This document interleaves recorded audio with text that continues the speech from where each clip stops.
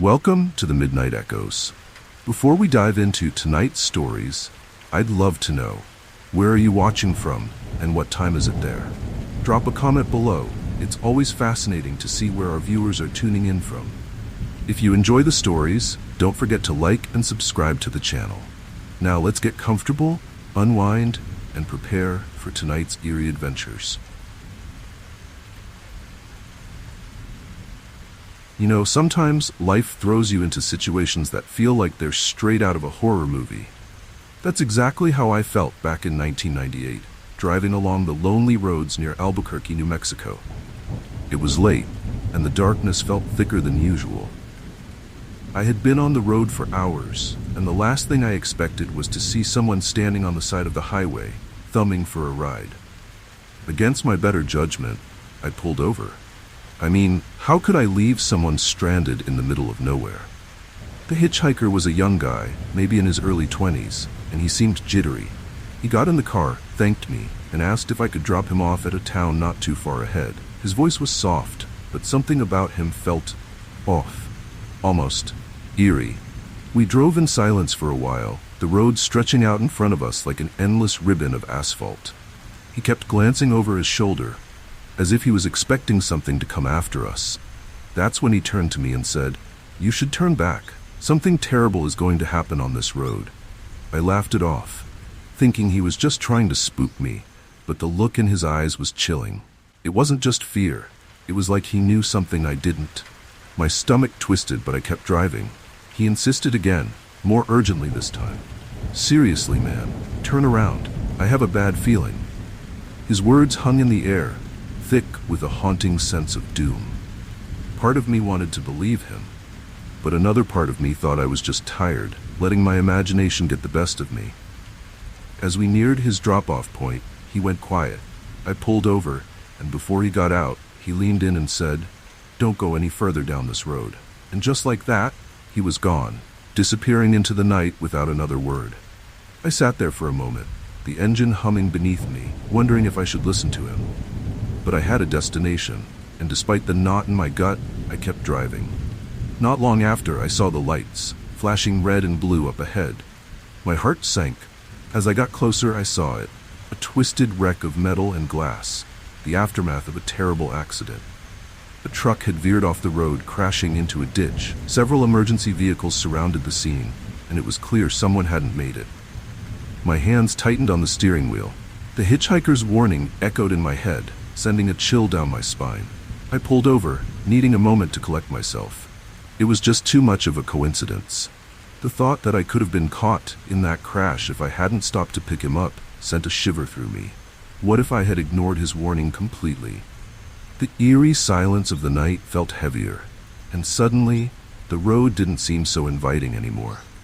I turned around and drove back the way I came, unable to shake the sense of dread that clung to me. When I got home, I couldn't stop thinking about the hitchhiker. Who was he? How did he know? I never saw him again, but the memory of that night still haunts me. To this day, I wonder if he was some kind of guardian, or maybe just another lost soul, trying to prevent me from meeting the same fate as those poor people in the crash. All I know is, his words saved my life. Sometimes, life has a way of throwing eerie warnings at you, and if you're lucky enough, you listen. Because if you don't, well, you might just end up as another story on the evening news. That night on the Albuquerque highway still sends chills down my spine, and I can't help but think about what could have happened if I hadn't picked up that strange, jittery hitchhiker. It's a haunting reminder that sometimes the road knows more than we do.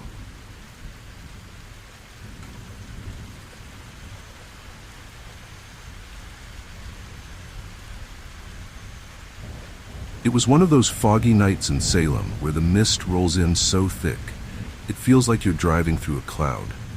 I had been out late, driving home from a friend's house, and the streets were practically deserted. There's something about driving through fog that feels unsettling, like anything could step out of the darkness at any moment. That's when I saw him, a man standing by the side of the road, his thumb out, looking for a ride. I don't usually pick up hitchhikers, but something about him made me stop. Maybe it was the way he seemed so calm, standing there as if the fog didn't bother him. He slid into the passenger seat without a word, and I gave him a nod, asking where he needed to go. He just pointed straight ahead, so I started driving. The silence between us felt heavy, and the only sound was the hum of the engine and the occasional creak of the car as we drove over bumps in the road. The fog was so thick that the headlights barely cut through it, and I found myself gripping the steering wheel a little tighter than usual. There was something chilling about the whole situation, like I had picked up more than just a hitchhiker. As we drove, I glanced into the rearview mirror, just out of habit. That's when I noticed something strange. His reflection wasn't there. I blinked, thinking maybe the fog or the dim light was playing tricks on me. But no, I looked again, and there it was, an empty seat in the mirror, though I could clearly see him sitting next to me. My heart started to race, and I felt a cold sweat creeping up my neck.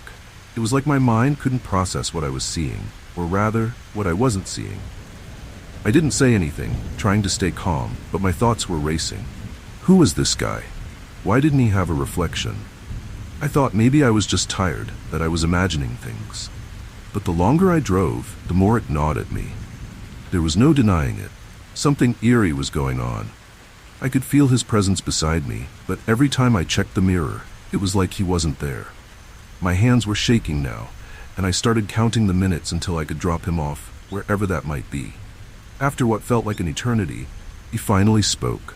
His voice was soft, almost a whisper, and he simply said, "Stop here." We were in the middle of nowhere, surrounded by trees and fog. There were no houses, no signs of life. It didn't make sense, but I wasn't about to argue. I pulled over, and as soon as the car came to a stop, I turned to look at him, and he was gone. The passenger seat was empty. My heart nearly stopped, and I whipped my head around, scanning the road and the woods. But there was no sign of him.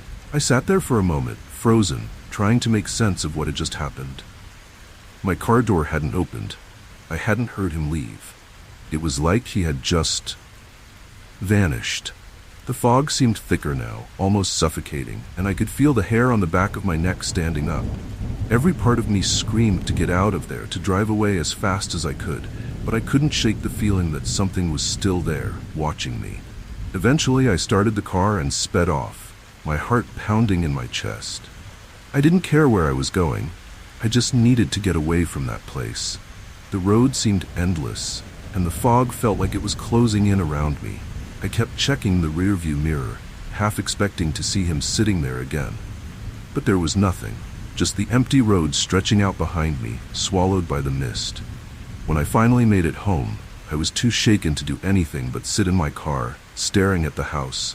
I replayed the night over and over in my head, trying to make sense of it. Was he a ghost, a figment of my imagination, or something else entirely?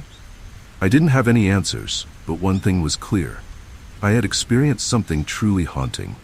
I didn't tell anyone about it for a long time. Who would believe me anyway? A hitchhiker with no reflection? It sounded like something out of a horror movie, but I knew what I saw, or didn't see, and the memory of that night still chills me to this day. Every time I drive through fog, I can't help but glance into the rearview mirror, half expecting to see an empty seat where someone should be. Salem's always been a town with a spooky reputation, but that night took things to a whole new level. I don't know who or what I picked up that foggy night, but one thing's for sure. I'll never look at hitchhikers the same way again. The fog has a way of hiding things that might just be better left unseen.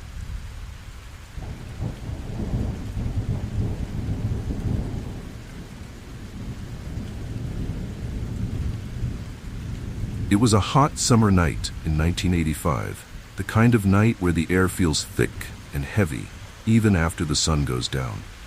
I was driving through the outskirts of Savannah, Georgia, when I spotted a man standing on the side of the road. He was waving his arm, clearly looking for a ride, and though I usually wouldn't stop for hitchhikers, something about him made me slow down. Maybe it was the way he seemed disoriented, almost lost, or maybe it was just the eerie quiet of the road that night. Either way, I pulled over. The man stumbled over to the car and slid into the passenger seat without a word. He looked rough, His clothes were worn and dirty, and his face had a haunted, hollow look. I asked him where he needed to go, and he mumbled something about an old house on the outskirts of town. The way he spoke made it clear he wasn't from around there, and a chill ran down my spine. But I tried to shake it off as we drove through the empty, moonlit streets. As we got closer to the outskirts, the man became more anxious. He pointed toward a dilapidated house at the end of a gravel road, shrouded in shadows and overgrown with vines. It looked abandoned, like it hadn't been lived in for years. "Drop me off here," he whispered, his voice barely audible over the hum of the engine. I hesitated for a second. There was something eerie about the whole situation, but I figured it wasn't my place to ask questions. I pulled over, and he got out without another word. I watched him walk toward the house, disappearing into the darkness. As soon as he was out of sight, something inside me told me I shouldn't leave. That house, the way he acted, it just didn't sit right. I decided to drive to the nearest gas station and call the police. Maybe I was being paranoid, but something about that place felt wrong, almost chilling. I couldn't shake the feeling that I had stumbled onto something I shouldn't have. The police arrived about 20 minutes later, and I led them back to the house. To my surprise, they didn't seem too shocked when I told them about the hitchhiker. One of the officers even muttered something about this place again. My curiosity piqued. I followed them as they cautiously approached the house.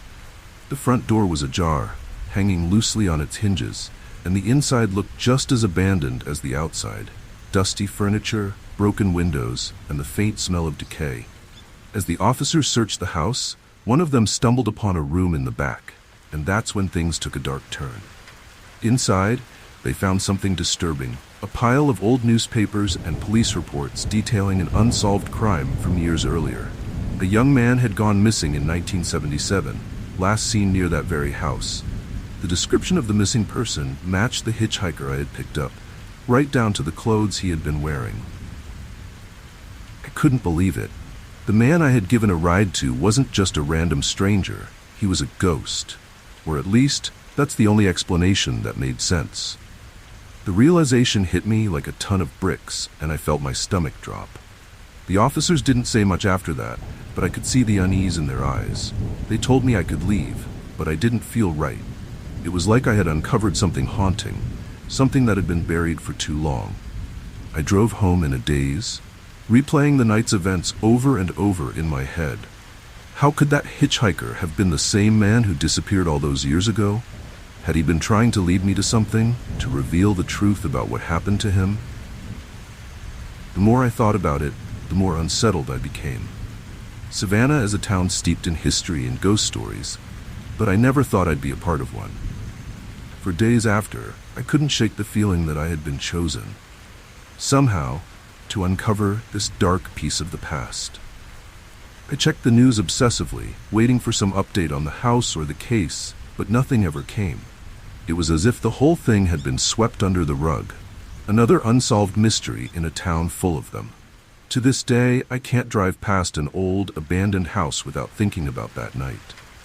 I wonder if the hitchhiker was still out there, waiting for someone else to give him a ride, to help him find peace. The memory of his haunted face, the way he vanished into the darkness, still sends chills down my spine. Sometimes I think about going back to that house to see if there's more to the story, but something always stops me. Maybe it's the fear of what I might find, or maybe it's just the lingering sense that some mysteries are better left unsolved. Either way, that hitchhiker and the discovery he led me to will haunt me forever.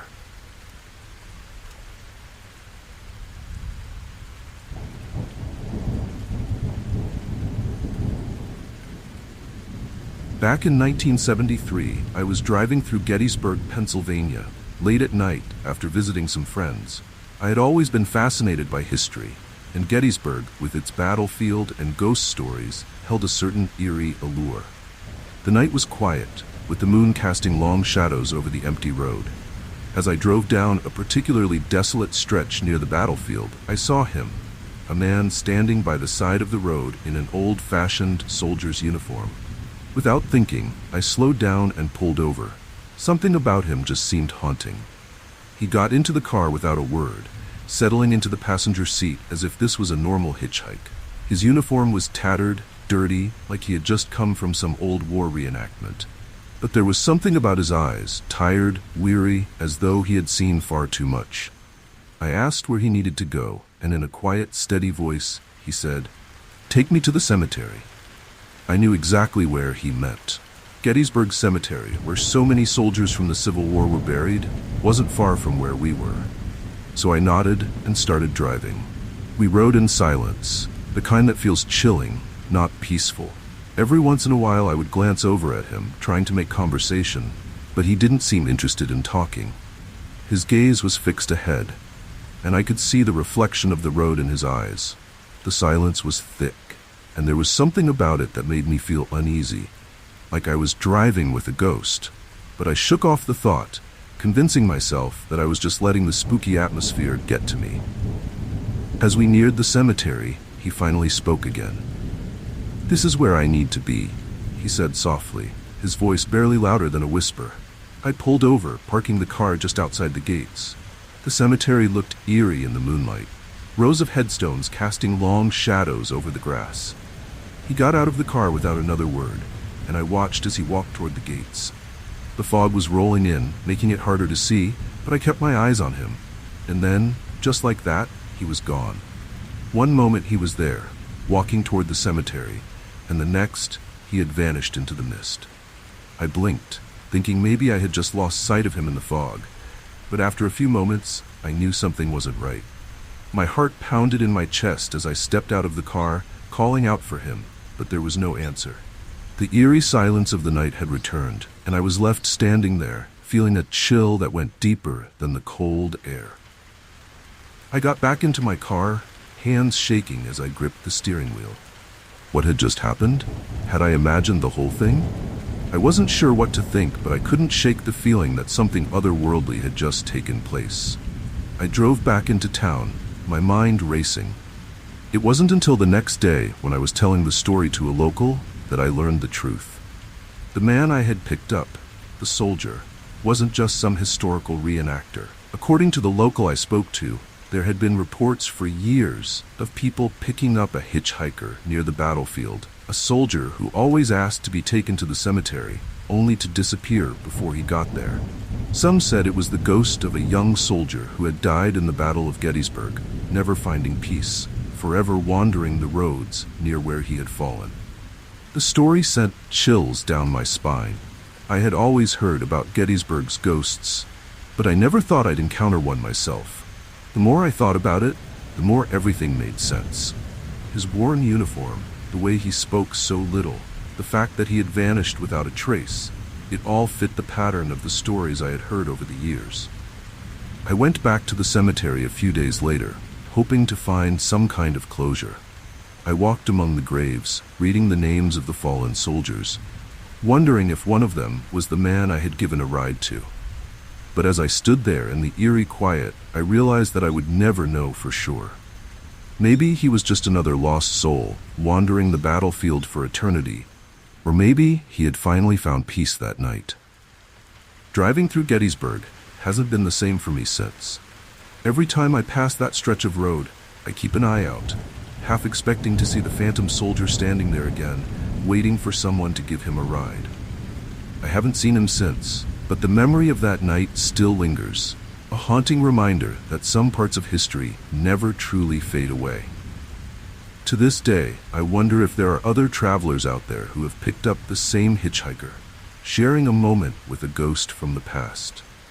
It's a story I'll never forget, and one that keeps me looking over my shoulder every time I pass through those battle-scarred fields.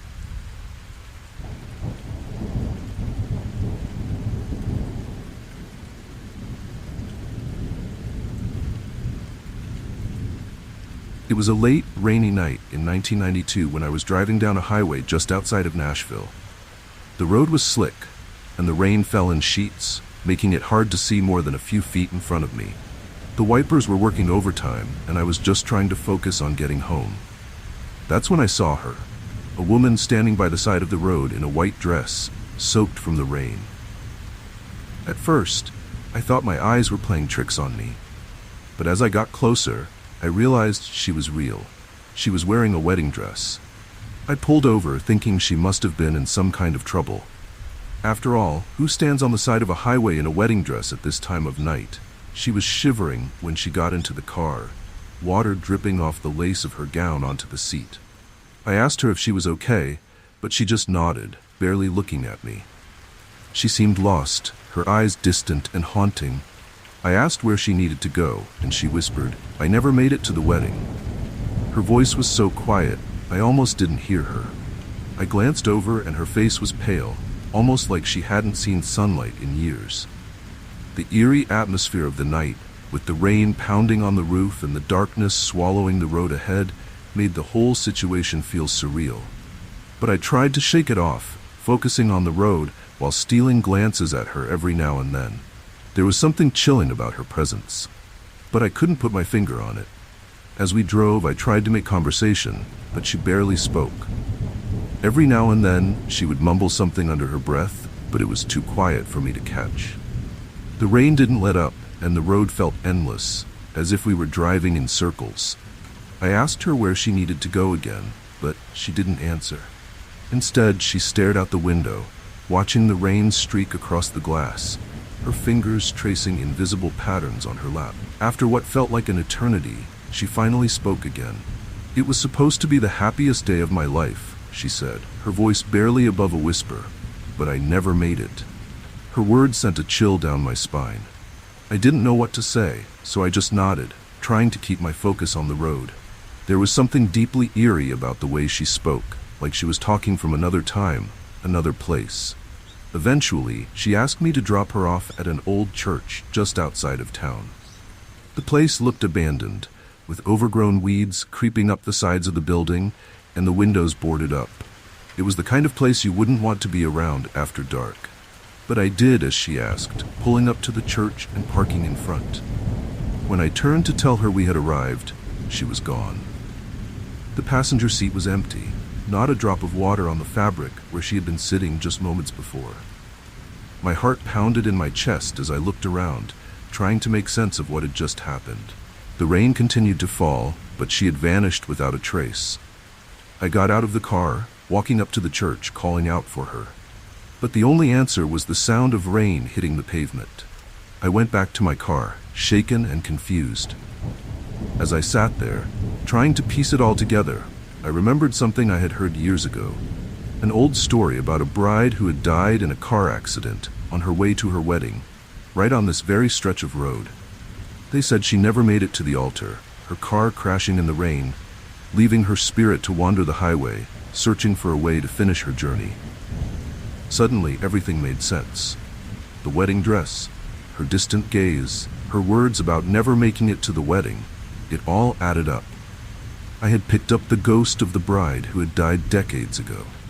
The realization sent a haunting shiver through me, and I couldn't get out of there fast enough. I drove away, my hands shaking on the steering wheel, the rain still pounding on the roof. The image of her sitting in my passenger seat, soaked and silent, wouldn't leave my mind. To this day, I can't drive that stretch of road without thinking about her, wondering if she's still out there, waiting for someone to help her make it to her wedding. Nashville is full of legends and ghost stories, but I never thought I'd become part of one. The memory of that night still lingers, like a shadow I can't shake. Sometimes I wonder if I imagined the whole thing, but deep down, I know it was real. She was real, and she's still out there, somewhere on that highway, waiting for her wedding day that will never come.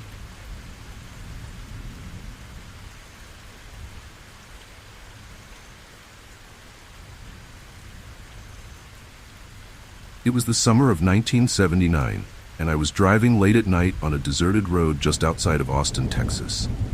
The air was thick with the heat of the day, and the only sound was the hum of my engine. I had been on the road for hours, heading home from a trip out of town. That's when I saw him, a lone figure standing on the side of the road, his thumb out, hitching for a ride.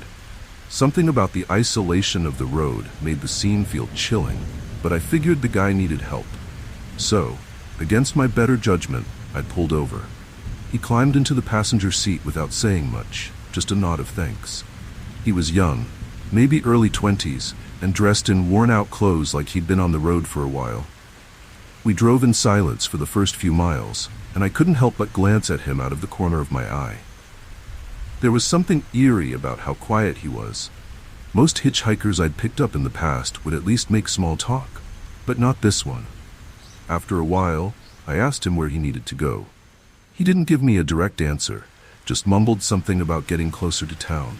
His voice was soft, almost haunting, like it belonged to someone much older. I didn't push him for more details and just kept driving, figuring he'd speak up when we got close to where he needed to be. But the longer we drove, the more unsettled I became. There was something off, but I couldn't put my finger on it. As we continued down the empty road, I tried to break the silence again, asking if he was from Austin. He turned to me slowly, his expression blank, and just said, "Not anymore." That answer hit me like a punch in the gut. There was something final in his voice, like he was talking about more than just moving away. It gave me a strange, creeping sense of dread, but I shrugged it off, thinking I was just overreacting to the silence. After what felt like forever, I glanced over to ask him another question, but the passenger seat was empty. My heart skipped a beat as I slammed on the brakes, my tires screeching on the asphalt. I spun around, looking into the back seat, expecting to see him there. But he was gone. The door hadn't opened, and there was no sign that anyone had left the car. It was like he had just disappeared into thin air. I sat there for a moment, my heart pounding, trying to make sense of what had just happened. The car was still, the night quiet except for the distant hum of cicadas. But the hitchhiker was nowhere to be found. My mind raced as I tried to come up with a rational explanation. Maybe I had imagined picking him up. Maybe I was just too tired. But the memory of him sitting beside me was too real, too vivid to be a dream. I got out of the car, my legs shaking, as I checked the road and the surrounding fields. Nothing. It was just me, the empty road, and the Texas night stretching endlessly in every direction. A cold sweat clung to my skin despite the heat, and I couldn't shake the feeling that I had encountered something otherworldly. I got back into the car, locked the doors, and drove as fast as I could back toward town. When I finally made it back to Austin, I told a few friends about what had happened, hoping they'd laugh and tell me I was just overtired. But instead, they exchanged uneasy glances. One of them, an old local, said he had heard stories like mine before. Apparently, there had been sightings of a vanishing hitchhiker along that same stretch of road for years.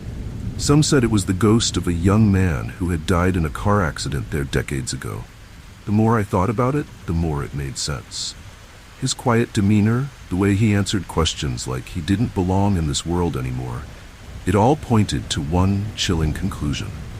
I had picked up a ghost, a spirit still wandering the roads, hitching rides from unsuspecting drivers like me.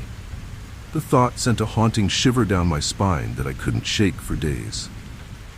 I've driven that road a few times since, always with a sense of dread, always watching the side of the road for another figure standing in the dark. I haven't seen him again, but I know I'm not the only one who's had this kind of encounter.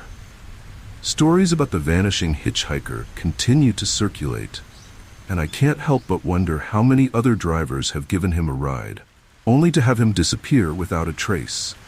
It's been years, but I still think about that night every time I drive alone late at night. There's something about picking up a hitchhiker that feels like rolling the dice.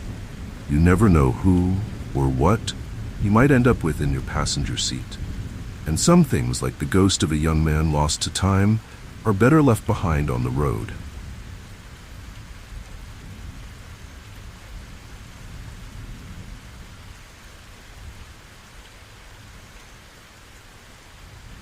It was a rainy night in 2003, typical for Portland, Oregon. I had just finished a late shift at work and was driving along a quiet rural road, the kind where the trees seemed to close in on either side, making everything feel more isolated. The rain was relentless, pounding against the windshield, and my headlights barely cut through the thick mist. That's when I saw him, standing at the edge of the road, drenched, thumb out for a ride. Against my better judgment, I pulled over and let the stranger into my car. He was quiet, soaked through, and barely said a word as he climbed in. The moment the door shut, though, he looked at me with wide, eerie eyes and said, "Don't stop. Whatever happens, don't stop." His voice was low, almost a whisper, but there was a chilling urgency to it. I wasn't sure what he meant, but his tone sent a shiver through me. I nodded, unsure of what I had just gotten myself into, and kept driving. The road stretched on, dark and seemingly endless, with nothing but the rain and the shadows of the trees for company. After a few minutes, I noticed something in the rearview mirror. A pair of headlights. A car was following us, coming up fast. At first, I didn't think much of it. After all, it was late, and maybe someone else was just headed down the same road. But the car got closer, dangerously close, until it was tailing me, its lights blinding through the rain. My heart started racing. I glanced over at the hitchhiker, but he just stared straight ahead, his face pale and tense. "Don't stop," he whispered again, his voice tight with fear. I gripped the steering wheel, trying to keep my focus on the road, but the car behind us wasn't backing off. It was getting closer, almost bumper to bumper now, and I could feel the tension in the air, thick and chilling. I sped up, hoping to put some distance between us and the car, but it matched my speed, staying right behind us. My mind raced. What did they want? Why weren't they passing? The hitchhiker didn't offer any answers, just kept repeating the same phrase, "Don't stop." His voice had taken on a frantic edge now, and I could feel the eerie weight of the situation closing in on me. We drove like that for what felt like miles, the car behind us relentless, its headlights flooding my rearview mirror. I could barely think straight, my hands slick with sweat despite the cold. Every instinct screamed at me to pull over, to confront whoever was behind us. But the hitchhiker's warning echoed in my mind. Something about the way he said it made me believe that stopping wasn't an option, that whatever was following us was more than just a reckless driver. Suddenly, the car behind us swerved to the side, speeding up to pass. My heart leaped into my throat as it came alongside us, and for a brief moment, I glanced over. There was no driver. The car was empty. I slammed on the brakes, my mind reeling, but before I could process what was happening, both the car and the hitchhiker vanished. One moment, he was there, sitting next to me, and the next, I was alone on the dark road, the rain still hammering down. I pulled over, my heart pounding, staring at the empty passenger seat. I was too stunned to move, my mind racing to make sense of what had just happened. How could a car with no driver chase us down? And where had the hitchhiker gone? The road was silent now, except for the rain, and the darkness seemed to press in on me from all sides. The whole thing felt haunting, like I had stepped into a nightmare. I sat there for a while, trying to gather my thoughts, but nothing made sense. I started the car again, driving slowly back toward town, half expecting the hitchhiker or the phantom car to appear again. But they never did. The rest of the drive was eerily quiet, the only sound the steady rhythm of the rain against the windshield. When I got home, I told a friend what had happened, hoping they'd have some kind of explanation. But instead, they just looked at me with wide eyes. Apparently, there were rumors about a ghost car that haunted the rural roads outside of Portland, a car that followed late-night drivers, vanishing just as suddenly as it appeared. No one knew why or how, but I realized then that I wasn't the only one who had experienced it. To this day, I can't explain what happened on that road. I never saw the hitchhiker again, and I haven't encountered that phantom car since. But every time I drive at night, I can't help but glance in the rearview mirror, wondering if those headlights will appear again, following me through the rain. It's a story that still sends chills down my spine, a reminder that some roads are best left unexplored after dark.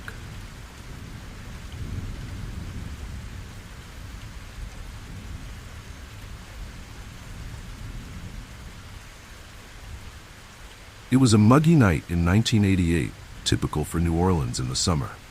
I had been driving through the city, heading home after a long day. The streets were quiet, the air thick with humidity, and the only sound was the low hum of my car.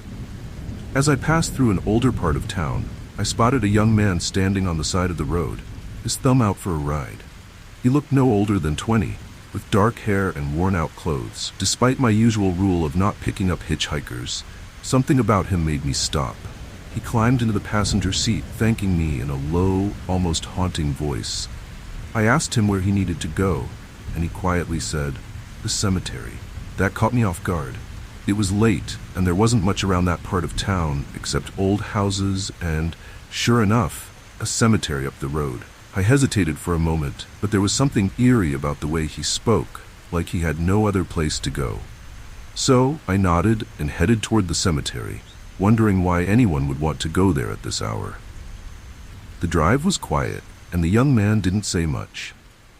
He kept his gaze fixed on the road ahead, his hands resting still on his lap. Every now and then I glanced at him out of the corner of my eye, trying to figure him out.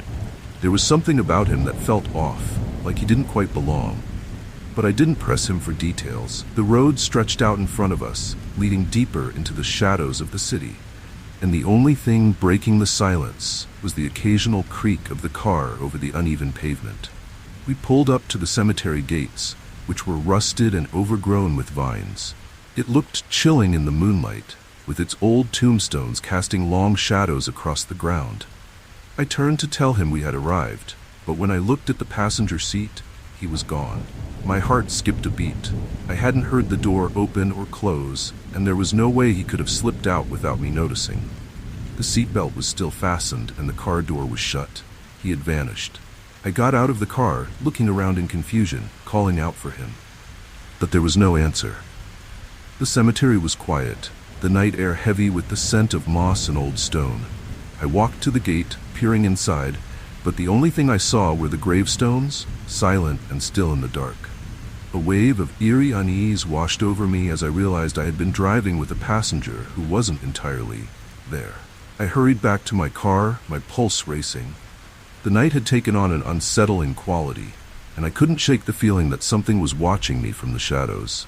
As I started the engine and pulled away from the cemetery, I couldn't stop glancing at the passenger seat, half expecting the hitchhiker to reappear. But the seat remained empty, and the road stretched out in front of me, bathed in the dim glow of the streetlights. The next day, I couldn't get the encounter out of my head. Something about it didn't sit right with me, and I needed answers.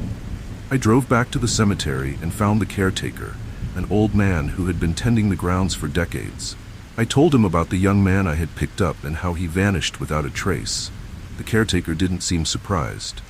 In fact, he nodded slowly, his expression grim. "You're not the first to see him," he said. "That boy died in a hit-and-run right outside this cemetery years ago. Happens every few years. Someone picks him up, and he asks to be brought back here. Then he vanishes. People say his spirit's still trying to find peace." His words sent a chilling shiver down my spine, confirming what I had feared. I hadn't just given a ride to a lost traveler. I had encountered a ghost. The rest of the day felt surreal, as the caretaker's story replayed in my mind. I couldn't believe it at first, but the more I thought about the way the hitchhiker had disappeared, the more it made sense. The old cemetery, the quiet streets, the boy's distant demeanor, it all fit. I had unknowingly helped a restless spirit return to his final resting place. It's been years since that night, but I still think about the young man I picked up on the side of the road. Every time I pass by a cemetery, especially at night, I can't help but wonder if there's someone standing at the gate, waiting for a ride back to where they belong.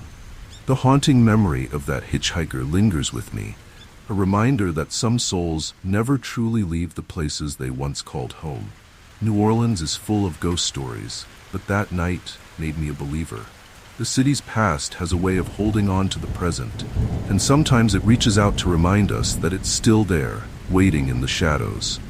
Every time I drive past that old cemetery, I glance toward the gate, half expecting to see him standing there again, looking for one more ride.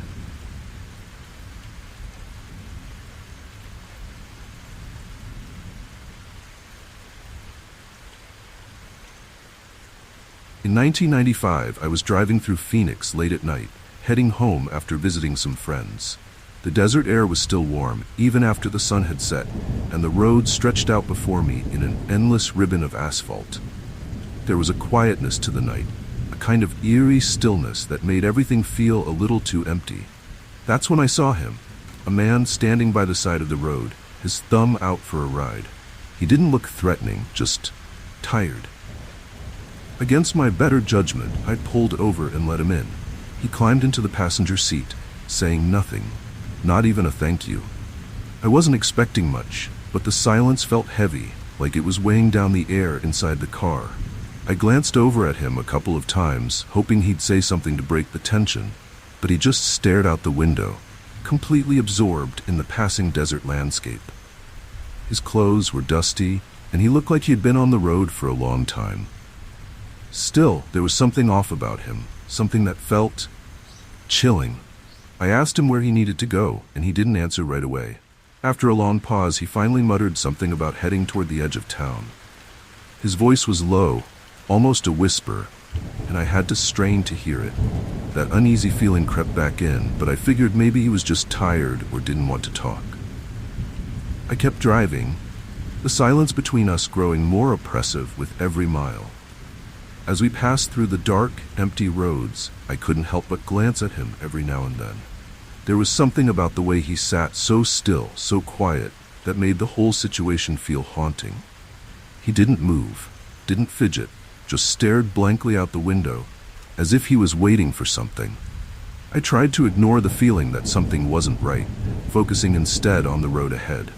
Eventually, the silence got to me, and I asked him again where he wanted to be dropped off. This time he turned to look at me, his eyes vacant, almost as if he wasn't really seeing me. "Just a little farther," he said softly, his voice barely audible. My grip tightened on the steering wheel, that eerie sense of dread creeping up my spine. There was no destination in sight, just miles of dark road ahead. We continued driving, and I started to notice something strange. The air inside the car had grown colder, much colder than it should have been for a summer night in the desert. I glanced at the dashboard, but the temperature controls hadn't changed. My breath began to fog up the windshield, and I could feel the chill seeping into my bones. I glanced over at the hitchhiker again, but he remained still, unaffected by the sudden drop in temperature. Finally, I couldn't take the silence any longer. I pulled the car over to the side of the road, intending to ask him to get out, but when I turned to face him, the passenger seat was empty. He was gone. No sound, no movement, just gone. My heart pounded in my chest as I stared at the empty seat, trying to comprehend what had just happened. The door hadn't opened. He hadn't made a sound. It was as if he had vanished into thin air. I jumped out of the car, frantically looking around, calling out into the darkness. But there was no sign of him. Just the endless stretch of desert and the dim glow of the stars overhead. My mind raced, trying to make sense of what had happened, but there was no logical explanation. I had picked up a hitchhiker, a real solid person, and now he was gone without a trace. I got back into the car, my hands shaking as I started the engine. The cold had lifted, but the unease lingered. I drove the rest of the way home in silence, my heart pounding with every mile. By the time I pulled into my driveway, I felt like I had just woken from a nightmare. But I knew it had been real. The memory of that silent rider haunted me for weeks. When I told a friend about it, they said I wasn't the first to experience something like this. Stories of ghostly hitchhikers in the Phoenix area weren't uncommon, especially on the roads leading out of town. People claimed to have picked up silent riders who vanished without a trace, just like mine. The more I thought about it, the more it made sense. I had given a ride to a ghost, a spirit still wandering the desert roads. Even now, every time I drive those roads at night, I can't help but glance at the passenger seat, half expecting to see him sitting there again. It's a chilling reminder that some souls never leave the places they once knew. And some rides, no matter how silent, leave a mark you never forget.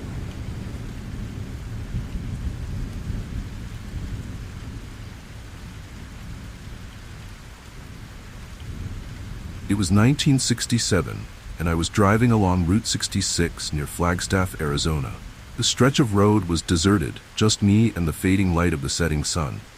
I was heading west with nothing but open desert and a winding road ahead of me. The sky had turned that deep purple you only see in the desert, and the cool evening breeze was a relief from the day's heat. I had driven this road many times before, but that night felt different. Eerie in a way I couldn't quite put my finger on. As the night deepened, and the stars began to peek through the darkness, I saw her. A woman standing by the side of the road, her thumb out like she was hitching a ride. She looked out of place in her old-fashioned dress, her hair done up in waves that reminded me of the styles from decades earlier. Something about her appearance made me uneasy, but I slowed down and pulled over anyway.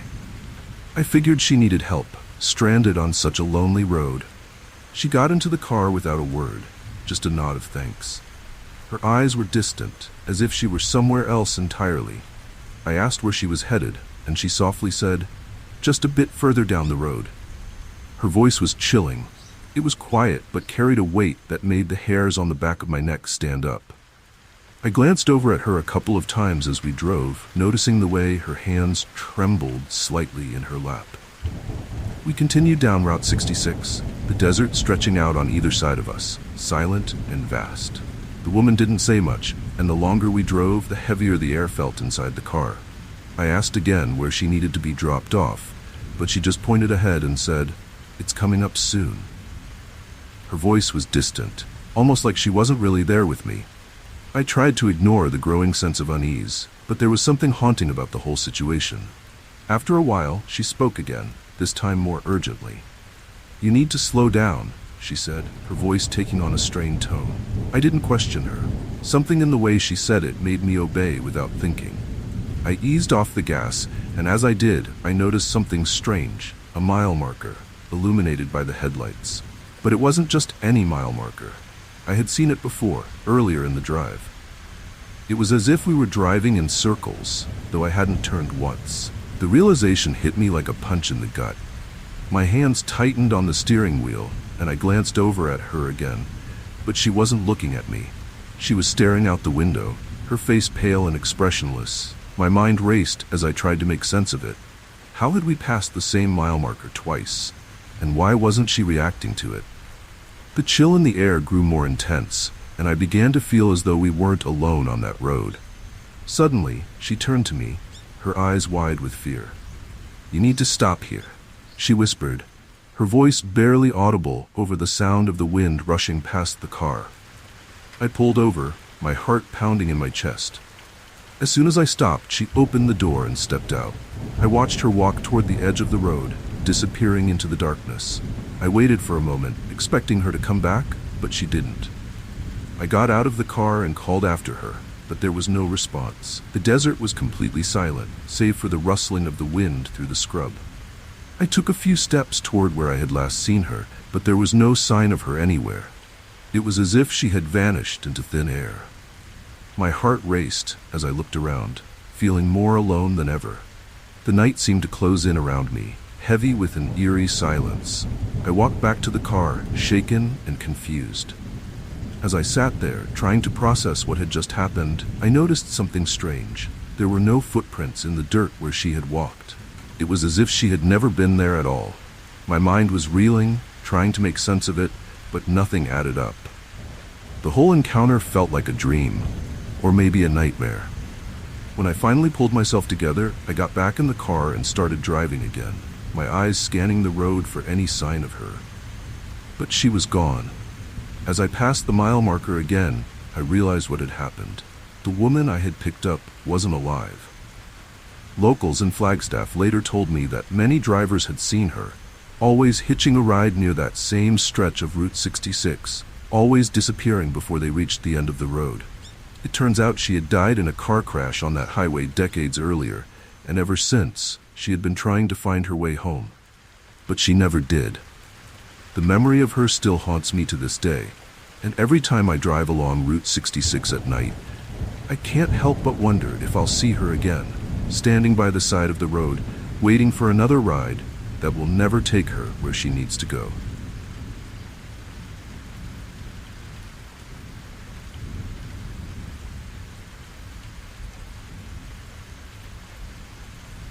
It was late 1993, and I was driving through a rural stretch of highway just outside Denver. It had been a long drive, the kind where the landscape doesn't change for miles, and the only thing keeping me company was the sound of my engine and the occasional passing car. The sun had dipped below the horizon, and the fading light cast eerie shadows across the road. That's when I saw them. Two young girls standing by the side of the highway, looking almost identical in their matching dresses. Their stillness was unsettling. I pulled over, thinking it was strange to see two girls alone in the middle of nowhere. They couldn't have been more than 10 or 11 years old, and they didn't say a word as they climbed into the back seat of my car. I asked where they were headed, but they just sat quietly, looking out the windows. There was something chilling about their silence, but I figured they were probably scared or lost, so I didn't press them. As I drove, I kept glancing in the rearview mirror. The girls sat perfectly still, not fidgeting like kids usually do.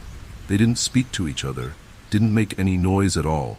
The only sound was the hum of the tires on the pavement. After a few minutes, I tried to ask them again where they needed to go, but they didn't respond. They just stared straight ahead, their faces pale and expressionless. It was as if they weren't even there. The road stretched on, and I began to feel a growing sense of unease. There was something haunting about the way the twins sat in silence, as if they didn't belong in this world. I tried to shake off the feeling, focusing on the road ahead. But every time I looked into the mirror, the sight of them sitting so still sent a chill down my spine. I couldn't explain why, but something about the whole situation felt wrong.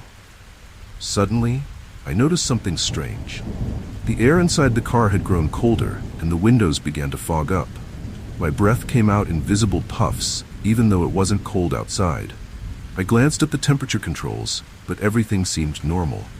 The girls, however, didn't seem to notice the change at all. They just sat there, unmoving, as the fog thickened on the glass. The eerie atmosphere made me grip the steering wheel tighter. I drove on, hoping to reach the nearest town soon, but the road seemed to stretch endlessly ahead. The longer we drove, the heavier the air felt, like the weight of something unseen pressing down on me. I glanced in the mirror again, and that's when I saw it. The girls were gone. The back seat was completely empty. My heart skipped a beat, and I slammed on the brakes, pulling over to the side of the road. My hands were shaking as I turned around to check the back seat, but there was no sign of them. The seat belts were still fastened, but the girls had vanished without a trace. I got out of the car, looking around, calling for them, but the night was silent. The only sound was the wind rustling through the trees on the side of the highway. There were no footprints, no sign that anyone had been there at all. The realization hit me hard. Those girls weren't real. They had never been there. I sat back down in the car, trying to make sense of what had just happened. My mind was racing, trying to come up with a logical explanation, but nothing made sense.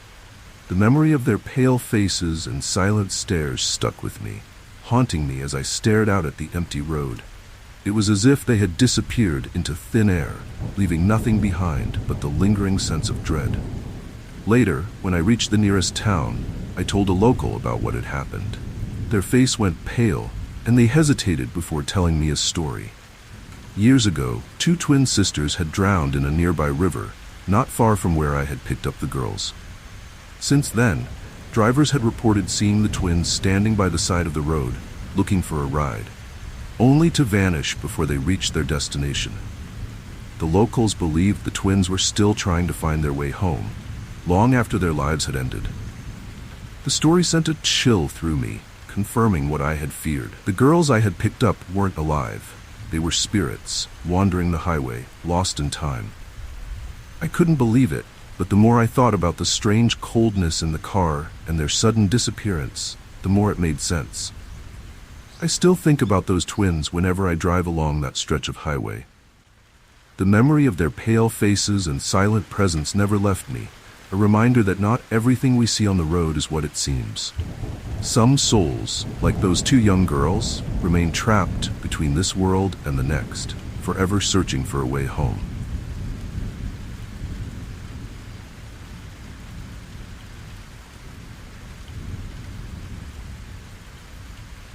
It was a humid night in 2001, just outside of Dallas.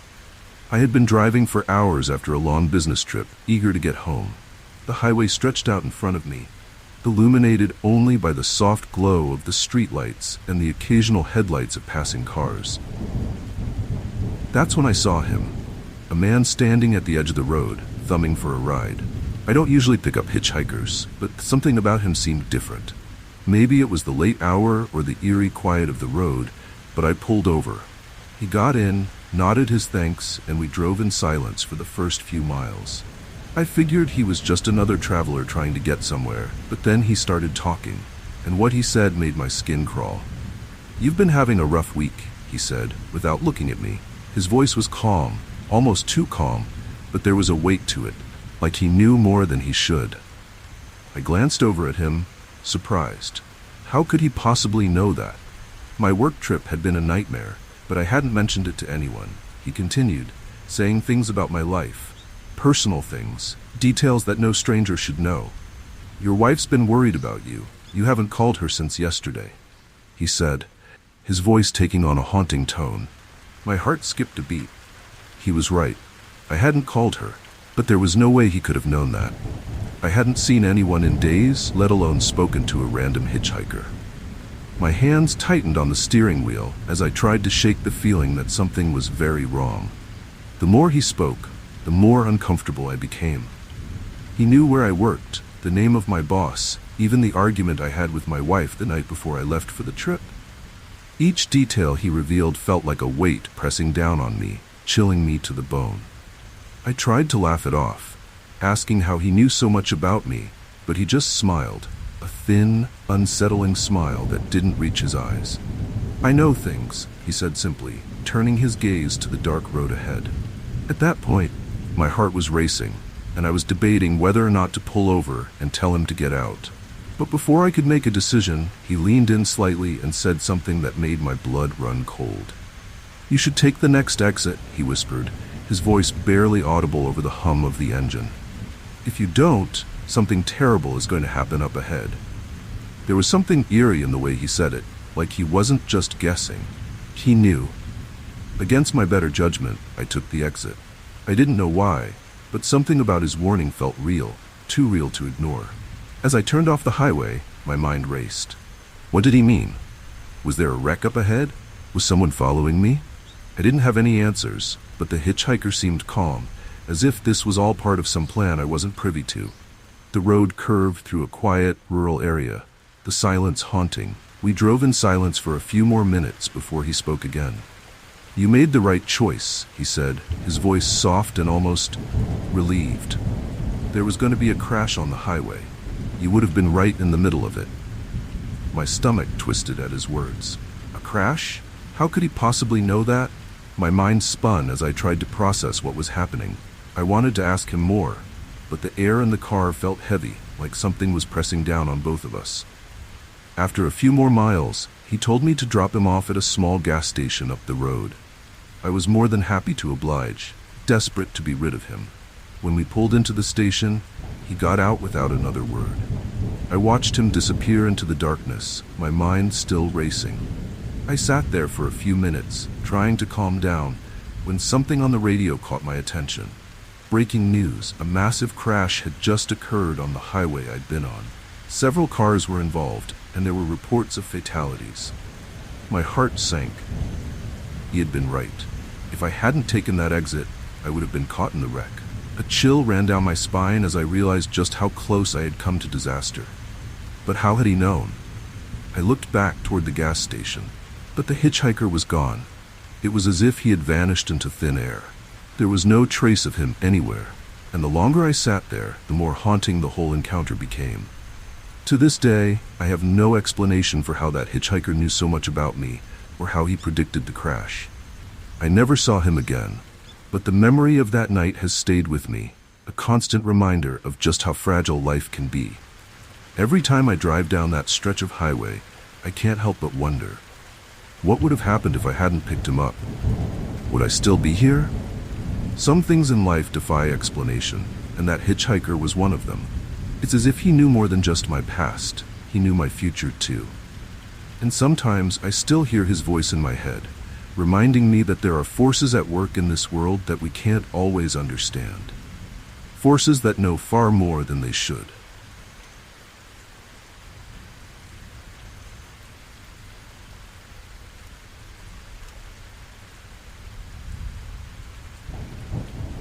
It was a cold, rainy night in 1982, and I was driving through the narrow, winding streets of Dublin, just trying to get home after a long day.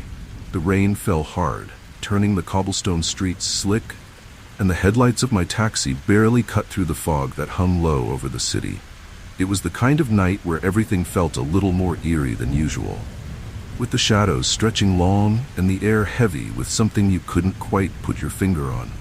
As I rounded a corner, I saw her, a woman standing alone on the sidewalk, soaked from the rain. She waved at me, and I pulled over without thinking. Something about the way she stood there, drenched and shivering, made me feel like she needed help. She climbed into the back of the taxi without saying much, just giving me a small, tight-lipped smile as she settled in. Her clothes were old-fashioned, like something from decades ago, and her face looked pale and drawn, as if she'd been out in the rain for hours. "Where to?" I asked, turning to meet her gaze in the rearview mirror. Her eyes were large and haunting, and after a brief pause, she gave me an address on the other side of town. I nodded and started driving, though something about the encounter already felt strange. There was a silence in the cab, thick and uncomfortable, like she was carrying some invisible weight with her. The sound of the rain pattering against the windows was the only thing filling the space between us. But even that felt eerie, almost too loud in the quiet of the night. As we drove through the narrow, winding streets of Dublin, I couldn't shake the feeling that something was off. The woman didn't speak, didn't fidget, didn't even seem to breathe. She just sat there, staring out the window at the rain-slicked city, as if lost in some distant memory. I tried to make small talk to ease the tension, asking if she'd had a rough night, but she didn't respond. Her silence felt heavier with every passing minute. When we finally reached the address she had given me, I pulled up to an old brick house at the end of a narrow lane. The place looked run down, like it hadn't seen much care in years. I turned around to let her know we had arrived, but when I looked into the back seat, she was gone. My heart skipped a beat, and I blinked, thinking I must have been imagining things.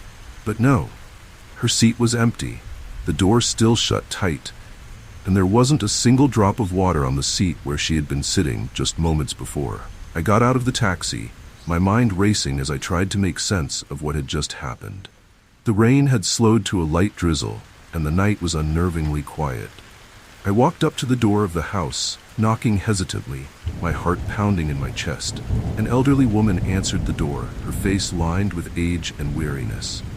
I told her about the woman I had just dropped off, describing her in detail. The old woman's face paled and her hands trembled as she clutched the doorframe. "That sounds like my daughter," she whispered, her voice thick with emotion. "But she's been dead for years. She died in a car accident, right outside this house, on a night just like this." Her words sent a chilling shiver down my spine. I couldn't believe what I was hearing, but the look in her eyes told me it was true. I had just given a ride to someone who wasn't alive. The realization hit me like a cold wave, and I stood there in stunned silence, the rain still lightly falling around us. The old woman explained that her daughter had been trying to get home the night she died, but she never made it. Since then, there had been stories. Drivers claiming to pick up a woman in the rain, only for her to disappear before reaching her destination. The haunting memory of her daughter lingered, she said, as if she was still trying to find her way home. I apologized and left, my heart still racing as I climbed back into the taxi. The drive back was a blur, my thoughts spinning as I tried to wrap my mind around what had just happened. How could a woman long dead have gotten into my cab, spoken to me, and then vanished without a trace? The silence of the empty back seat felt heavier than before, as if the eerie presence of that woman still lingered in the air. For days after, I couldn't stop thinking about that night. I told a few friends what had happened, but most of them just laughed it off, saying I was overtired or imagining things. But I knew what I saw. The woman in the rain wasn't just a figment of my imagination. She had been real, at least as real as a ghost could be. Even now, every time it rains in Dublin, I find myself glancing into the rearview mirror, half expecting to see her sitting there again, silently waiting for a ride home she'll never complete. The memory of her pale face, her soaking wet clothes, and her haunting silence still sends chills down my spine. It's a night I'll never forget, a reminder that some spirits never truly rest. There are stories in every city, and Dublin has more than its fair share of ghosts. But that night made me a believer. Some souls remain tied to the places they once knew, forever searching for a way to finish their journey. And sometimes, if you're driving late enough on a rainy night, you might just meet one.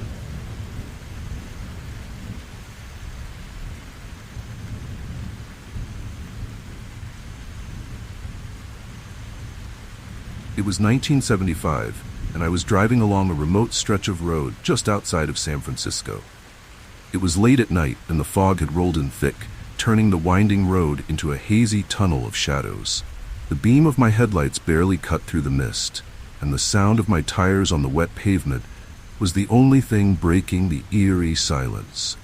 As I navigated the twists and turns, I saw him, a man standing by the roadside, barely visible in the fog. His arm was raised, thumb out, asking for a ride. Despite the chilling atmosphere, I slowed down and pulled over. He climbed in without a word, his presence eerie in the fog-shrouded night. He was tall, wearing a long coat that looked damp from the mist, and his face was hard to see in the dim light of the car. I asked him where he needed to go, but he didn't answer right away. Instead, he stared straight ahead, his face hidden in the shadows. The silence stretched on for too long, and a strange unease began to settle in the pit of my stomach. After a few minutes, I tried again. "Where are you headed?" I asked, keeping my voice light, hoping to break the tension. He finally turned his head slightly and gave a vague answer, something about needing to get to the city. His voice was low, almost a whisper, and it sent a chill through me. There was something off about the way he spoke, like he wasn't really all there, as if his mind was somewhere else entirely. We drove in silence for a while, the road twisting and turning through the fog. The man sat unnervingly still, not moving an inch, not even shifting in his seat. I glanced at him a few times, trying to get a better look at his face, but the dim light and thick fog outside made it hard to see anything clearly.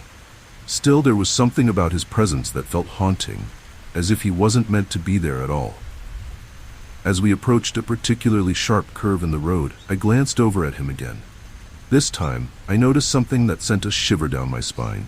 His eyes, they were completely black. No whites, no irises, just dark, empty voids where his eyes should have been.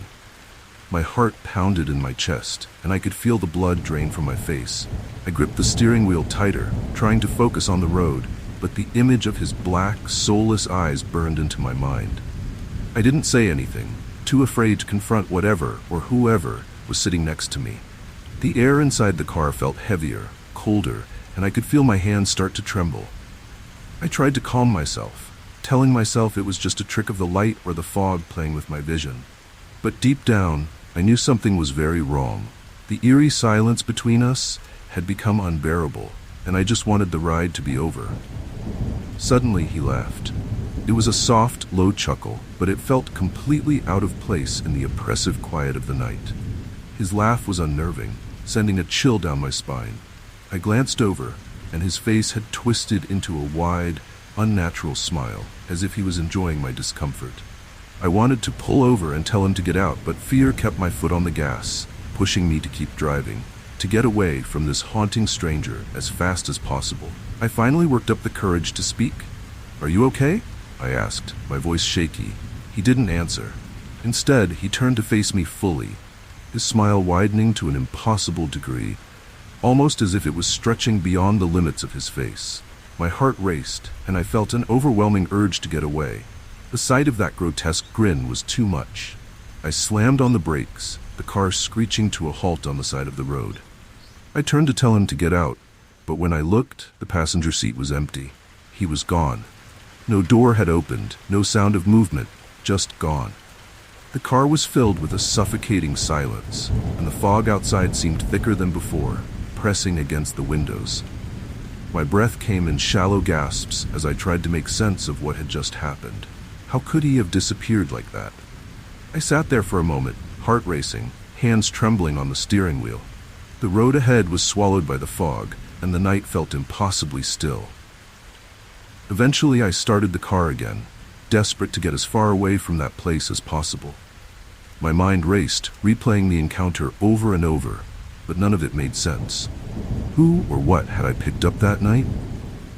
I later heard stories about strange figures seen along that same stretch of road, people who vanished without a trace after being picked up by unsuspecting drivers.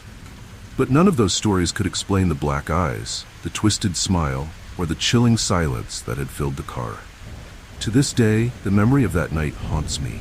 Every time I drive through fog, I can't help but glance at the passenger seat, half expecting to see him there again, staring back at me with those black, empty eyes. Some roads are lonelier than others, and sometimes what you find there is better left alone.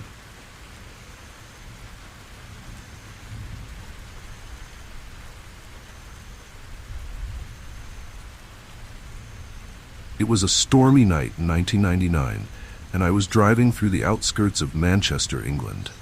The rain was coming down in sheets, lashing against the windshield, and the wind howled through the dark streets, making it hard to see more than a few feet ahead. My wipers were working overtime, but even they couldn't keep up with the downpour. I was just trying to make it home before the storm got any worse. That's when I saw her, a lone figure standing on the side of the road, soaked through with her thumb out. Against my better judgment, I pulled over.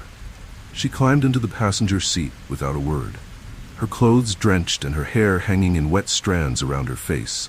She looked fragile, trembling from the cold, and I couldn't help but feel sorry for her. I asked if she was okay, but she just nodded weakly, wrapping her arms around herself for warmth. Her silence was eerie, but I figured she was just shaken from the storm. I asked where she needed to go, and she quietly muttered an address on the edge of town. We drove in silence for a while, the sound of the storm beating against the car the only thing breaking the quiet. I glanced over at her a few times, noticing how pale she looked, her skin almost translucent in the dim light of the dashboard. She kept staring straight ahead, her eyes wide and unblinking, as if lost in some haunting memory.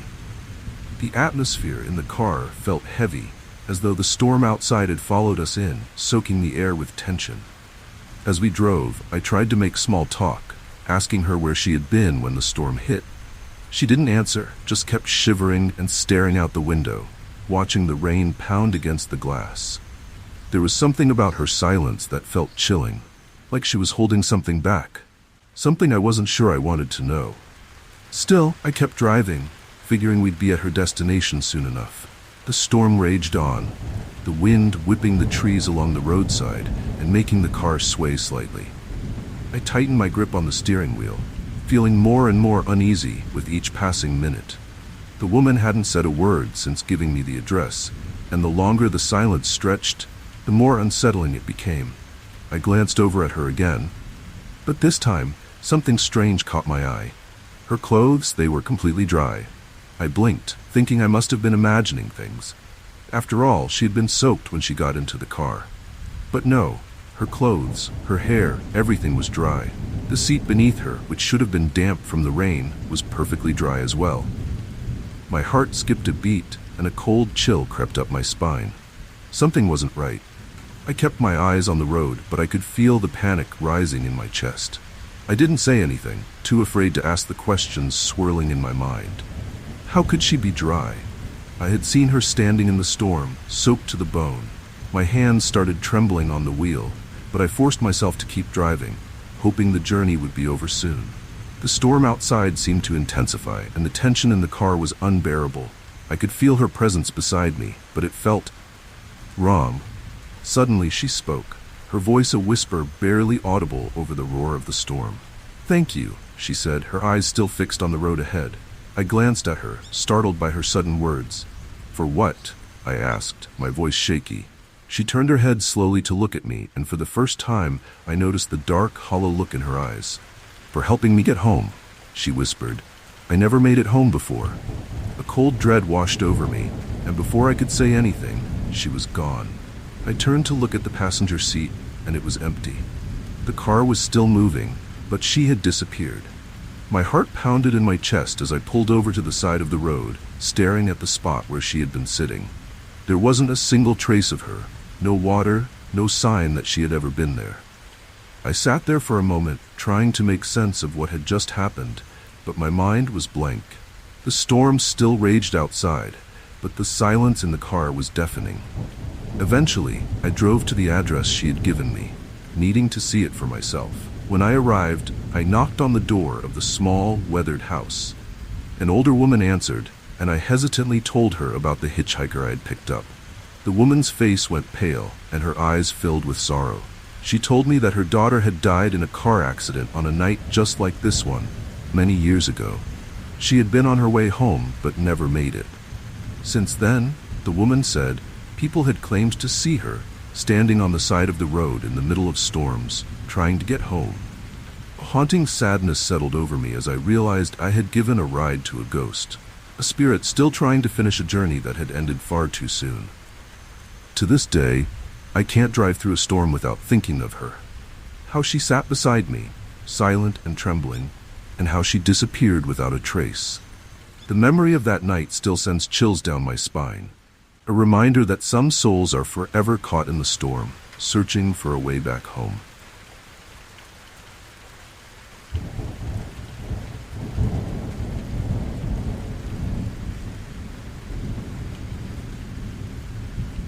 It was a warm summer night in 2004, and I was driving through the streets of Los Angeles, heading home after a long day. The city was quieter than usual, with only the occasional car passing by and the distant hum of the freeway in the background. The orange glow of the streetlights lit the road ahead, casting long shadows that made the empty streets feel eerie. That's when I saw him, a young boy, no older than 7 or 8, standing alone on the side of the road, crying. My heart immediately went out to him.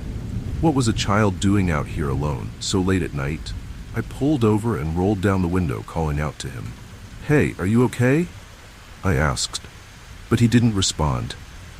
His small body shook with sobs, and his face was hidden in his hands. Something about the sight felt wrong, chilling even, but I couldn't just leave him there. I parked the car and got out, walking toward him.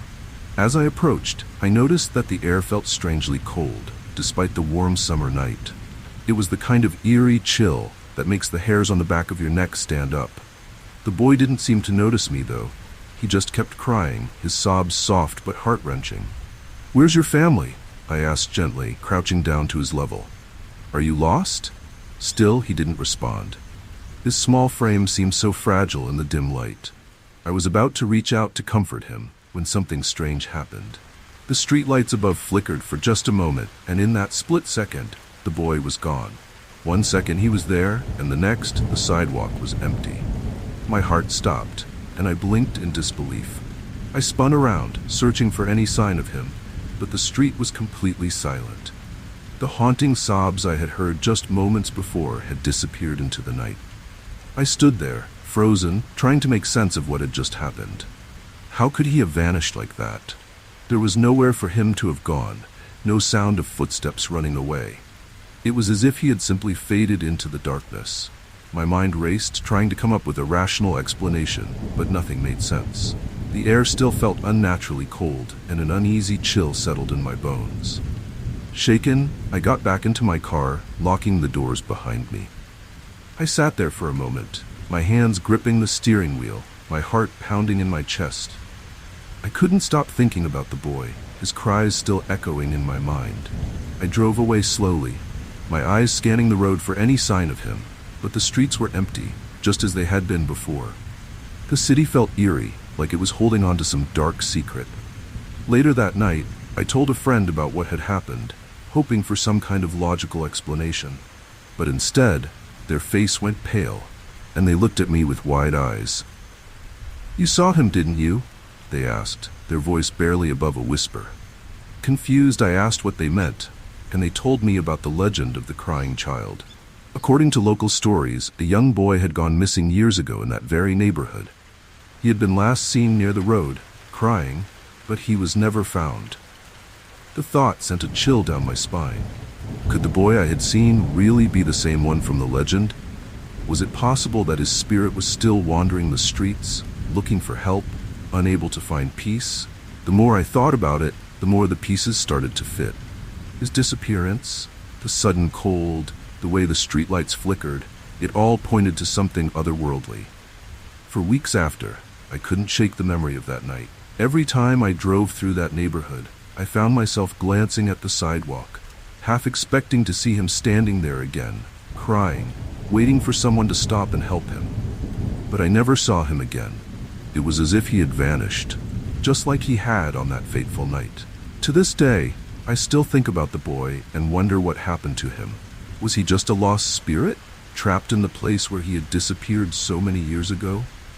Or was it something more? I may never know, but the memory of his haunting cries and his sudden disappearance will stay with me forever. Reminder that some mysteries are never meant to be solved.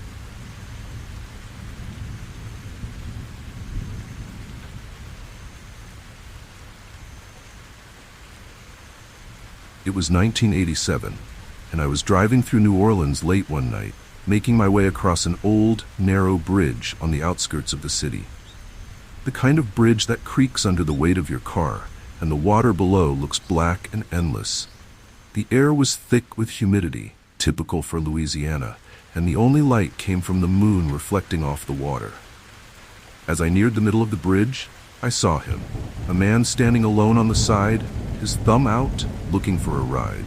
Against my better judgment, I pulled over. He climbed into the passenger seat, soaking wet. I could tell right away that something was off. His clothes were dripping with water, even though it hadn't rained in days. His face was pale, almost haunting, with dark circles under his eyes.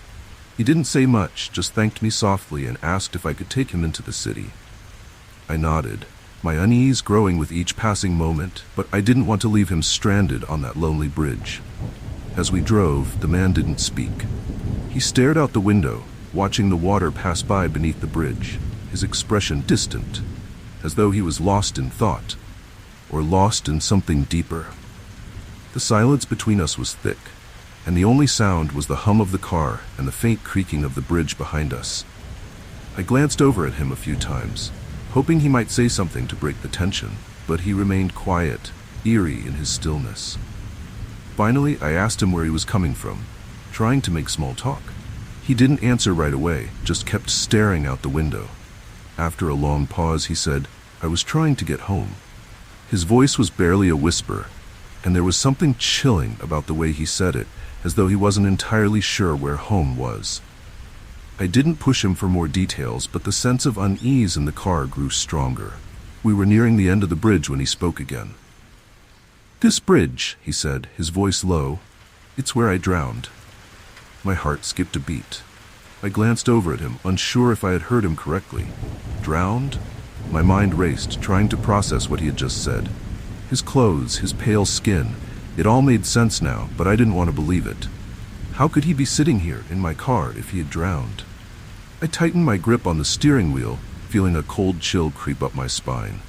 The bridge loomed behind us, and the lights of the city were just ahead. But suddenly, I couldn't get there fast enough. I wanted him out of my car, but I didn't dare stop until we were off the bridge. The man remained calm, still staring out the window, his face blank and emotionless. When we finally crossed into the city, he turned to me, his expression softening just a bit. "Thank you," he said quietly. "I was trying to get back to my family." The words hung in the air, and I didn't know how to respond. My mouth felt dry, and my pulse was racing. He pointed to a street just ahead and asked me to drop him off there. I pulled over, relieved that the ride was almost over. As soon as I stopped the car, I turned to say goodbye, but he was gone. The passenger seat was empty, completely dry, as if he had never been there at all. My heart pounded in my chest as I looked around, hoping to see him walking down the street, but there was no sign of him. The haunting realization hit me like a punch to the gut. He had vanished. Just like that. I sat there for a moment, trying to process what had just happened. Had I really given a ride to a ghost? My mind was spinning, replaying the conversation, the wet clothes, his mention of drowning. It all added up, but it was too much to believe. I drove home in a daze, my hands trembling on the steering wheel. The image of that eerie man burned into my mind. The next day, I told a friend about the encounter. They looked at me with wide eyes and told me I wasn't the first to experience something like that. Local legends spoke of a man who had drowned while crossing that very bridge, trying to get home to his family. Ever since, people had reported seeing him hitchhiking on the bridge, always disappearing before reaching his destination. The story sent a chill through me, confirming what I had feared. The man I had picked up wasn't alive. He had been a spirit, still trying to make his way back home, long after his life had ended. The thought of it haunted me for weeks, and every time I drove over that bridge, I couldn't help but glance at the side of the road, half expecting to see him standing there again, waiting for another ride. To this day, the memory of that night lingers with me.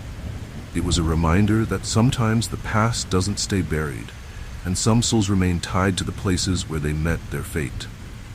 Every time I cross that bridge, I feel the weight of that night, the haunting presence of the man who never made it home.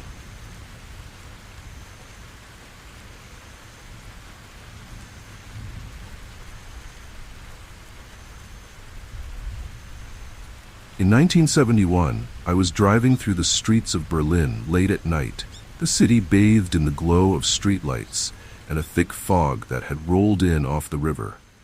The air was crisp, with the remnants of autumn clinging to the trees that lined the road. I had been out visiting friends and was making my way back home when I saw him, a man walking along the side of the road, looking lost. He wore old-fashioned clothes, like something out of a history book, and his face was drawn and pale. Against my better judgment, I slowed down and asked if he needed a ride. He nodded gratefully and climbed into the car, his hands trembling slightly as he settled into the passenger seat. His appearance struck me immediately as odd. His suit was tattered and worn, the fabric frayed at the edges, and he carried a small, battered suitcase. It looked like he had stepped straight out of another time. I asked him where he needed to go, and he said, "East Berlin," in a voice that sounded distant, almost haunting. I felt a knot form in my stomach. The Berlin Wall was still up, dividing the city, and crossing into East Berlin wasn't something you could do easily. I glanced over at him, noticing the deep lines etched into his face, and something about him felt eerie, as though he didn't belong here. At least, not in this time. I hesitated for a moment, but eventually nodded, figuring I could at least drop him off near the checkpoint.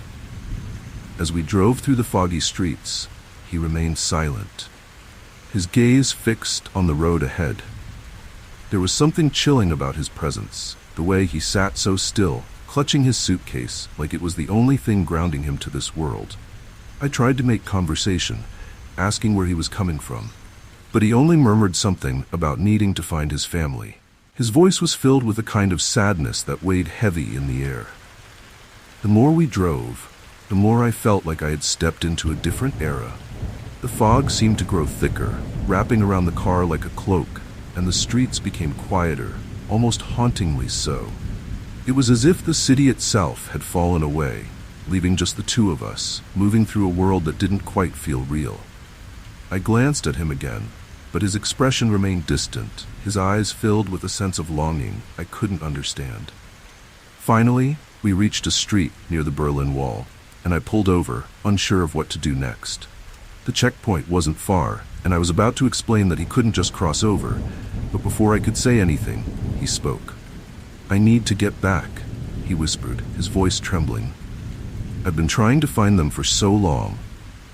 There was something so haunting in his words that I couldn't bring myself to ask who they were. I looked over at him, and for the first time I noticed something strange. His clothes were completely dry, despite the damp air outside. Not a single drop of moisture clung to his jacket or his hair. My heart started to race as I realized that something wasn't right. The air in the car grew colder, and a chill crept down my spine. I could feel a sense of dread settling in, but I couldn't explain why. Before I could react, he opened the car door and stepped out into the fog, disappearing almost immediately into the mist. I sat there, frozen in place, my mind racing. I called after him, but there was no response, just the thick, suffocating silence of the night. I got out of the car, looking around, but he was gone. It was as if he had vanished into thin air. My heart pounded in my chest as I tried to make sense of what had just happened. I walked toward the wall, hoping to catch a glimpse of him, but the streets were empty and the fog obscured everything.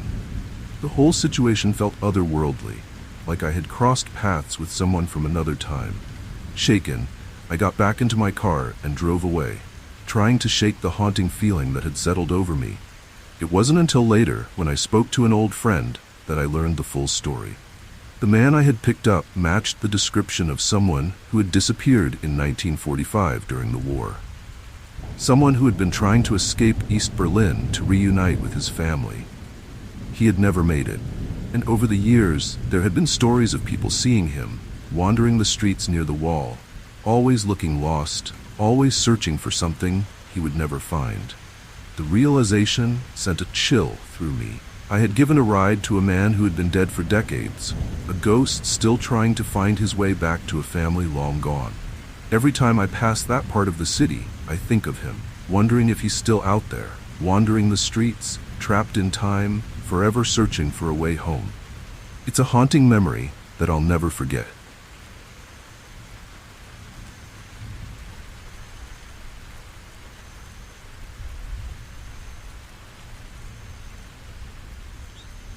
It was a cold, windy night in 1994, and I was driving home from a late shift in Chicago.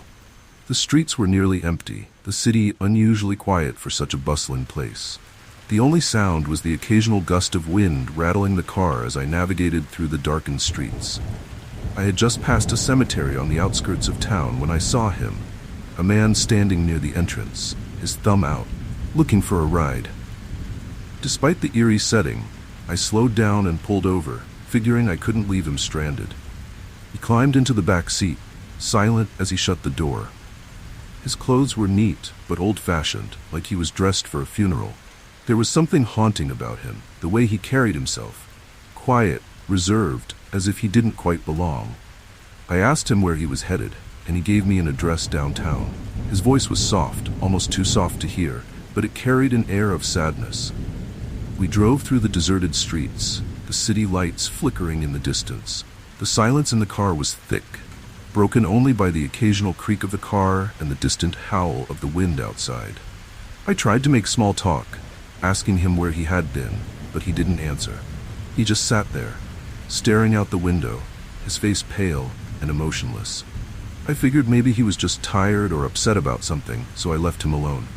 As we neared downtown, I glanced in the rearview mirror, hoping to catch a glimpse of his expression. That's when I noticed something strange. He didn't have a reflection. My heart skipped a beat, and I blinked, thinking maybe it was a trick of the light. But no, there was nothing. The back seat was empty, yet I could feel his presence there. Could hear the faint rustle of his clothes as he shifted slightly.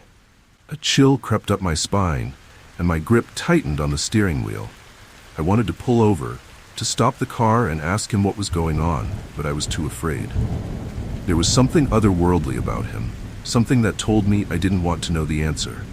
I kept driving, my eyes flicking nervously between the road ahead and the mirror, half expecting him to disappear at any moment.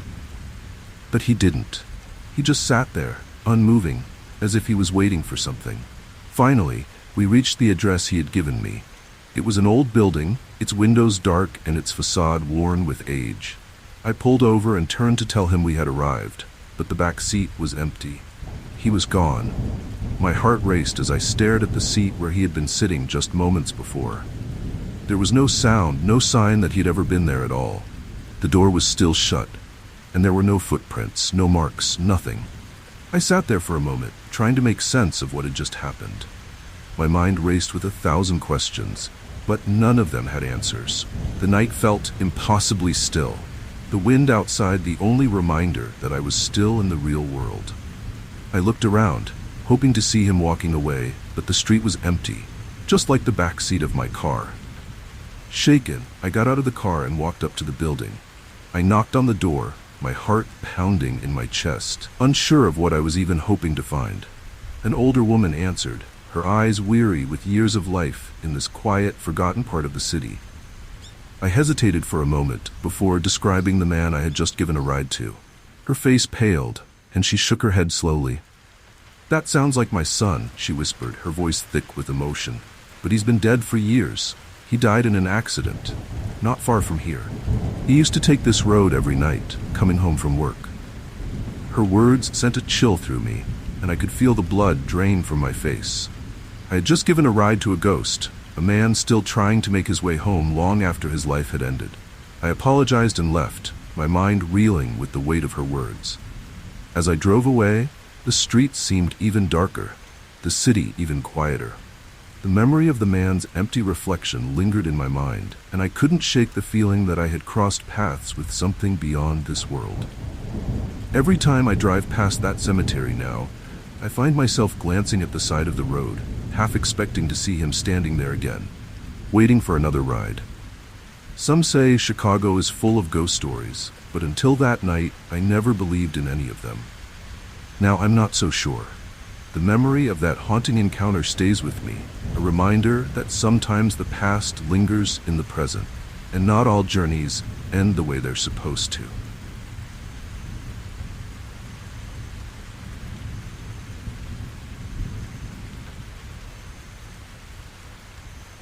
In 1989, I was driving through the rainy streets of Seattle, Washington, late at night. The rain was coming down hard, typical for Seattle, turning the streets into rivers and making the city feel even more isolated than usual. My windshield wipers were working overtime, but even they couldn't keep up with the downpour. I was almost home when I saw her, a woman standing on the side of the road, soaked to the bone, with her thumb out for a ride. Something about the way she stood there, drenched and alone, tugged at my heart, so I pulled over. She climbed into the car without saying much, her clothes clinging to her skin, her hair dripping water onto the seat. She looked exhausted, her face pale and her eyes downcast, as if she had been standing in the rain for hours. "Where are you headed?"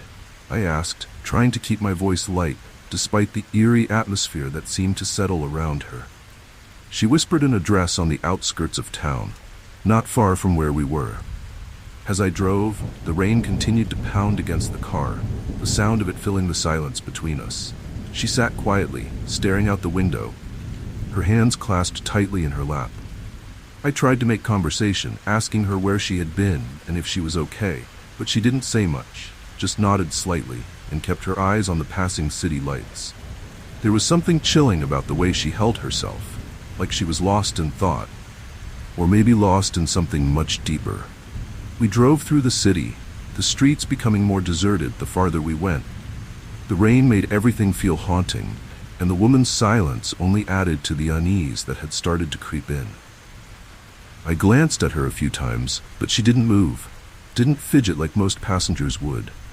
She was so still, it was as if she wasn't even there. My mind started to wander, but I shook it off, focusing on the road ahead. As we neared her destination, she finally spoke. "I never made it home," she whispered, her voice barely audible over the sound of the rain. The words sent a chill through me, and I turned to ask her what she meant, but she didn't say anything else. She just kept staring out the window, her expression blank and distant. Something about her words felt wrong, like there was a deeper meaning I couldn't grasp, but I didn't press her. The house she had mentioned was only a few minutes away. We pulled up to a small, old house on a quiet street, the rain still coming down in heavy sheets. I stopped the car and turned to tell her we had arrived, but when I looked at the passenger seat, she was gone. My heart skipped a beat and I blinked in disbelief. The seat was empty, and there wasn't a single drop of water where she had been sitting just moments before. My mind raced, trying to make sense of it, but nothing added up. I got out of the car, the rain soaking through my clothes instantly, and walked up to the house. I knocked on the door, my heart pounding in my chest, unsure of what I was even hoping to find. An elderly couple answered, their faces lined with age and worry. I hesitated for a moment before describing the woman I had just picked up, the one who had vanished from my car without a trace. The couple exchanged a sad glance before the man spoke. "That sounds like our daughter," he said, his voice thick with emotion. "She died in a car accident on this road, coming home late one night, years ago. She never made it home."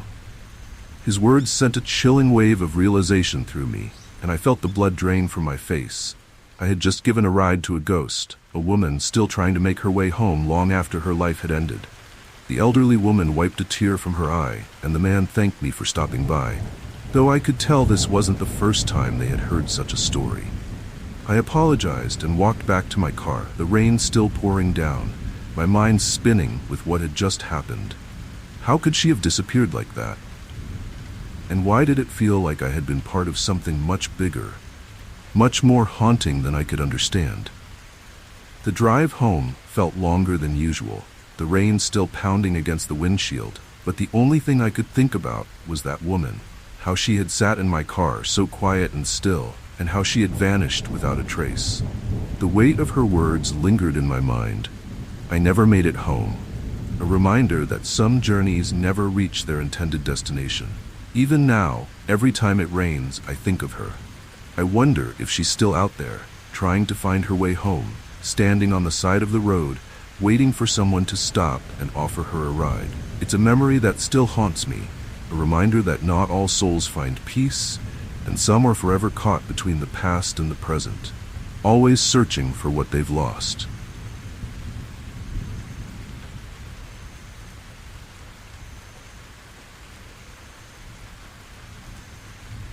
It was late one summer night in 2010, and I was driving through the outskirts of Madrid.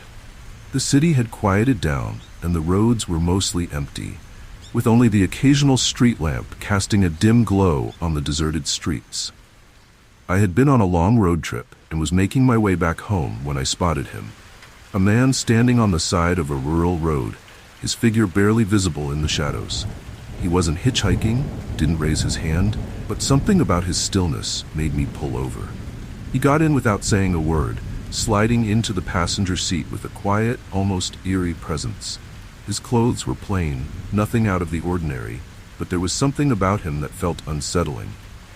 He didn't make eye contact, just stared out the window, his face blank.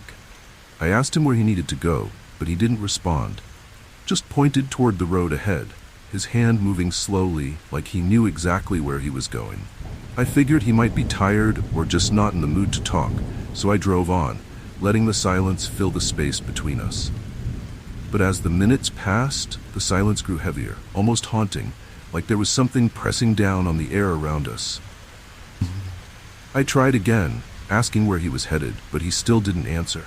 He just stared out the window, his expression completely blank, as if the world outside didn't exist. The road wound through the countryside, the stars barely visible through the thin layer of clouds. The further we went, the more uneasy I became.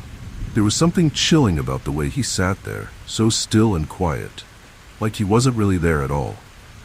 Every time I glanced over at him, I felt that strange sense of something being off, but I couldn't quite put my finger on it.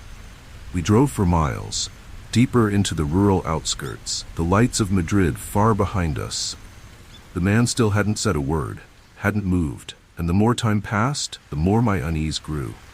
It was as if the silence between us had become a living thing, wrapping itself around me, making it hard to breathe. I thought about pulling over, asking him to get out, but something in the pit of my stomach told me not to. Finally, after what felt like hours, we approached a small village nestled between the hills. It was quiet, the kind of place where the streets are empty by midnight, and the lights in the windows flicker out one by one. The man pointed to a spot near the entrance of the village, a gesture so subtle I almost missed it. I pulled over, feeling a strange sense of relief that the ride was almost over. But when I turned to tell him we had arrived, the passenger seat was empty. He was gone. My heart skipped a beat as I stared at the seat where he had been sitting just moments before. The door hadn't opened, and there was no sound, no movement, just emptiness. My mind raced, trying to make sense of what had just happened. I got out of the car, looking around, but the street was silent, not a soul in sight. I stood there for a moment, my heart pounding in my chest, before I noticed something haunting. The air around me had grown cold, much colder than it should have been for a summer night. The chill crept into my bones, and I realized that something far beyond my understanding had just occurred. The man, whoever, or whatever he had been, was not just a normal passenger. When I asked a local about the village the next day, they told me that the road I had traveled was known for strange occurrences. People had reported seeing figures on the side of the road, hitchhikers who would disappear before reaching their destination. Some said they were spirits, souls of travelers who had never made it home. The thought sent a chill down my spine as I realized I had just experienced one of those legends firsthand. Even now, years later, I can't shake the memory of that silent passenger. The way he sat there, not saying a word, not moving, and the way he vanished without a trace. Every time I drive at night, I glance at the passenger seat, half expecting to see him sitting there again, staring out the window, waiting for a ride that will never end. It's a memory that haunts me still, a reminder that not every journey is what it seems. Some passengers don't leave when you reach their destination.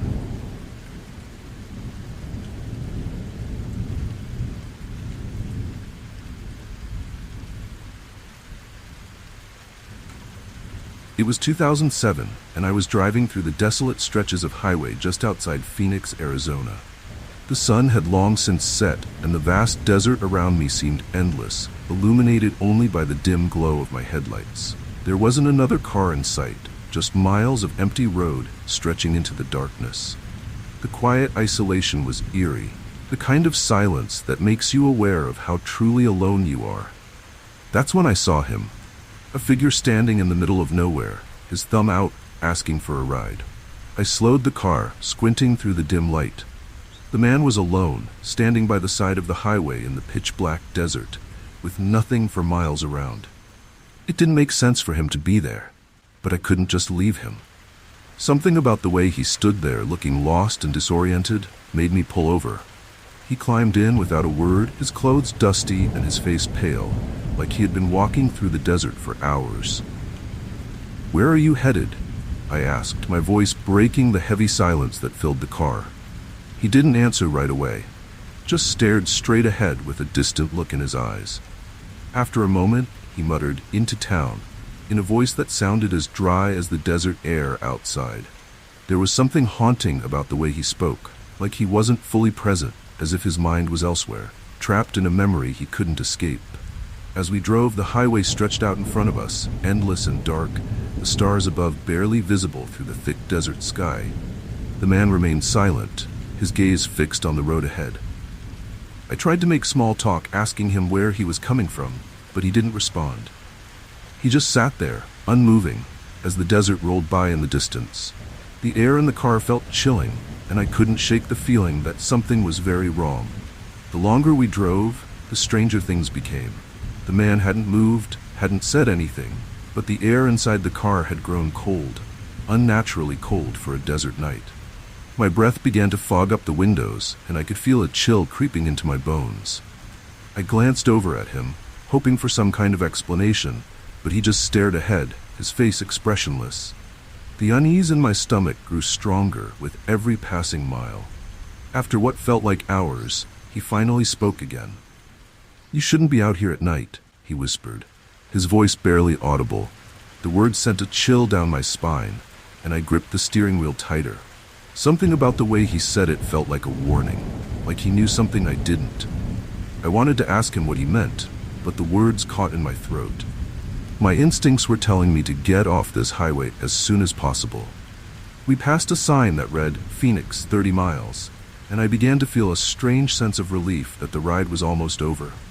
But as I glanced over at him again, I noticed something strange. His seat was empty. The man was gone. My heart pounded in my chest as I slammed on the brakes, pulling over to the side of the road. I jumped out of the car, looking around, but there was no sign of him anywhere. He had vanished. I stood there, the cold desert wind whipping through the silence, trying to make sense of what had just happened. How could he have disappeared like that? There hadn't been any other cars, no places for him to go, and yet he was gone without a trace. The desert stretched out in every direction, empty and vast, and I felt more alone than ever.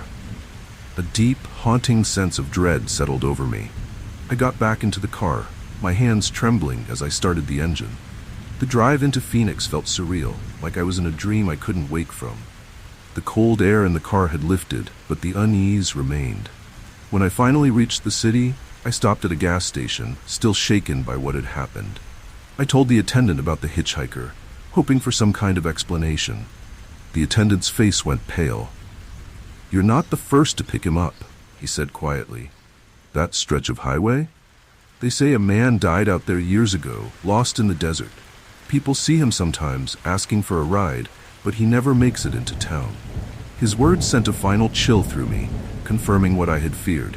I had given a ride to a ghost, a spirit still wandering the desert, searching for a way out. To this day, I can't drive down that highway without thinking of him. The way he sat there, silent and cold, and the way he vanished without a trace.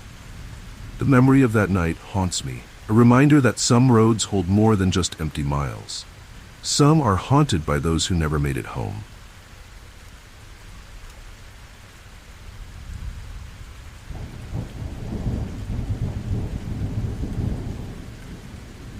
In 1996, I was driving along the outskirts of Boston late at night. The road was quiet, with hardly any other cars around, just the sound of the wind and the faint hum of my engine. It had been a long day, and I was eager to get home when I saw him, standing by the side of the road, his thumb out, looking for a ride. At first, I hesitated. There was something eerie about the way he stood there, but after a moment, I pulled over. He got into the passenger seat with a wide smile on his face, almost too wide. His clothes were worn and his eyes had a strange gleam to them, like he was in on a joke no one else understood. "Thanks for the lift," he said, his voice cheerful, but the smile never left his face. It stayed there, unmoving, as if it was frozen in place. The more I looked at him, the more unsettled I became. We started driving, the road ahead dark and winding. He didn't say much, just kept smiling that unnaturally wide smile. At first, I thought maybe he was just being polite, but as the minutes passed, the smile didn't falter. It felt wrong, almost haunting, like there was something beneath that grin that he wasn't showing.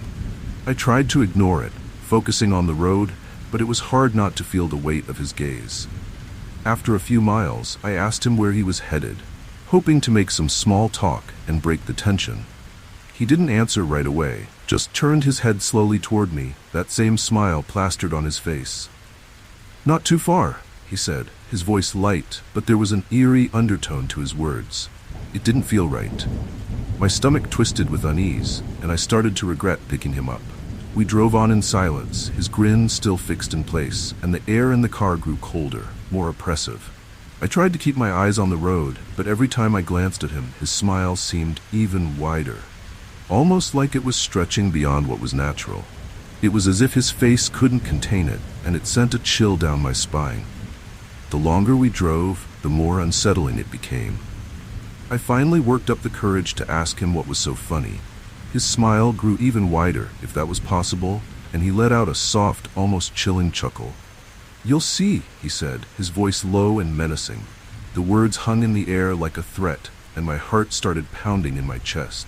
I didn't know what he meant, but I knew I didn't want to find out. It was a cold, foggy night in 2008, and I was driving through the outskirts of Vancouver. The thick fog blanketed the road, making it nearly impossible to see more than a few feet ahead. My headlights barely cut through the mist, and the shadows seemed to move with each turn of the wheel. There was an eerie stillness in the air, the kind that makes you feel like you're the only person left in the world. I was driving cautiously when I spotted a figure up ahead, a man standing by the side of the road, his thumb out. I slowed down, pulling over to the side of the foggy road. The man stepped forward, his outline barely visible through the thick mist. He looked disoriented, as if he had been wandering in the fog for hours. Something about the way he moved was unsettling, but I didn't want to leave him stranded out there. He climbed into the car, silently, and I noticed right away how cold the air inside became, colder than it should have been. His clothes were damp from the fog, and his eyes had a distant, haunting look. "Where are you headed?" I asked, trying to break the silence. He didn't respond. Instead, he just pointed straight ahead, his hand moving slowly, as if he knew exactly where we were going. The fog seemed to press in around us, and the road ahead twisted and turned through the dense mist. There was something chilling about the way he sat there, not saying a word, not even looking at me.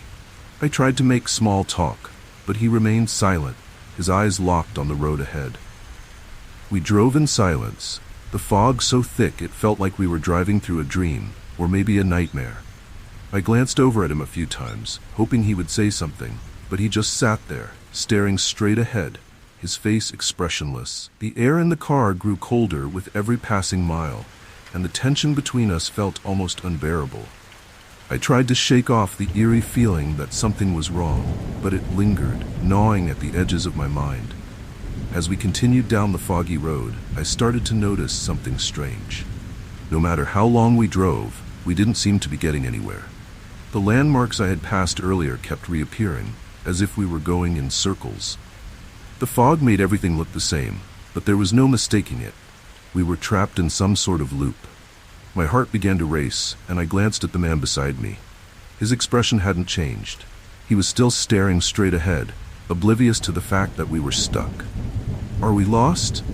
I asked, my voice trembling slightly. He didn't answer. Instead, he pointed again, directing me to keep going. The road seemed endless, stretching on through the fog with no end in sight. Panic started to set in as I realized that we might never make it out of the fog. The man's silence felt haunting, as if he knew something I didn't, as if this was all part of some plan I wasn't privy to.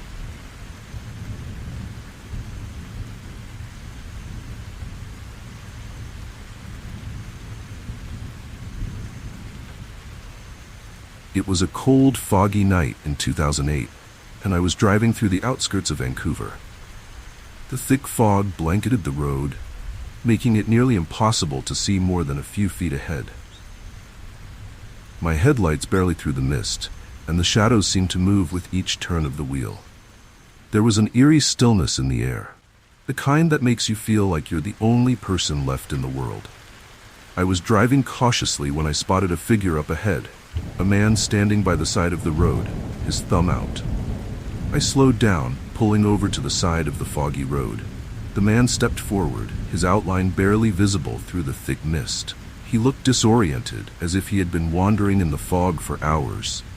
Something about the way he moved was unsettling, but I didn't want to leave him stranded out there. He climbed into the car, silently, and I noticed right away how cold the air inside became, colder than it should have been. His clothes were damp from the fog, and his eyes had a distant, haunting look. "Where are you headed?" I asked, trying to break the silence. He didn't respond. Instead, he just pointed straight ahead, his hand moving slowly, as if he knew exactly where we were going. The fog seemed to press in around us, and the road ahead twisted and turned through the dense mist. There was something chilling about the way he sat there, not saying a word, not even looking at me. I tried to make small talk, but he remained silent, his eyes locked on the road ahead. We drove in silence, the fog so thick it felt like we were driving through a dream, or maybe a nightmare. I glanced over at him a few times, hoping he would say something, but he just sat there, staring straight ahead, his face expressionless. The air in the car grew colder with every passing mile, and the tension between us felt almost unbearable. I tried to shake off the eerie feeling that something was wrong, but it lingered, gnawing at the edges of my mind. As we continued down the foggy road, I started to notice something strange. No matter how long we drove, we didn't seem to be getting anywhere. The landmarks I had passed earlier kept reappearing, as if we were going in circles. The fog made everything look the same, but there was no mistaking it. We were trapped in some sort of loop. My heart began to race, and I glanced at the man beside me. His expression hadn't changed. He was still staring straight ahead, oblivious to the fact that we were stuck. "Are we lost?" I asked, my voice trembling slightly. He didn't answer. Instead, he pointed again, directing me to keep going. The road seemed endless, stretching on through the fog with no end in sight. Panic started to set in as I realized that we might never make it out of the fog. The man's silence felt haunting, as if he knew something I didn't, as if this was all part of some plan I wasn't privy to. I glanced at the clock on the dashboard, but it hadn't moved. Time seemed to be standing still, the fog around us trapping us in some strange limbo. My hands were shaking on the wheel, and I could feel the chill in the air growing colder, seeping into my bones. "Where are we?" I whispered, more to myself than to him, but he didn't respond. His presence felt heavier now, as though the fog was part of him, or he was part of it. Finally, after what felt like hours of driving in circles, I pulled the car over to the side of the road. I couldn't take it anymore. I needed answers. I turned to face him, But when I did, the passenger seat was empty. He was gone. My heart pounded in my chest as I stared at the seat where he had been sitting, my mind reeling. The door hadn't opened. There hadn't been a sound. He had simply vanished, like he had never been there at all. I stepped out of the car, hoping to find some trace of him, but the fog was so thick I could barely see a few feet in front of me. The road was empty, silent, except for the faint sound of my own breathing. My hands trembled as I called out for him, but there was no response. The haunting realization hit me like a punch to the gut. He hadn't been real. Or at least, he wasn't human. The fog seemed to close in around me, suffocating in its silence. I got back into the car, my hands shaking as I started the engine. The road ahead remained shrouded in fog, but I drove as fast as I could, desperate to leave that place behind. When I finally emerged from the mist, the sky had cleared, and the familiar lights of the city were in the distance. The cold air inside the car slowly began to lift, but the memory of that night stayed with me. To this day, I can't drive through fog without thinking of him. How he appeared out of nowhere, how he drove in circles, and how he disappeared without a trace. It's a chilling reminder that some roads, especially the ones swallowed by fog, hold more than just empty miles. They hide the lost souls still searching for a way out, forever trapped in the mist.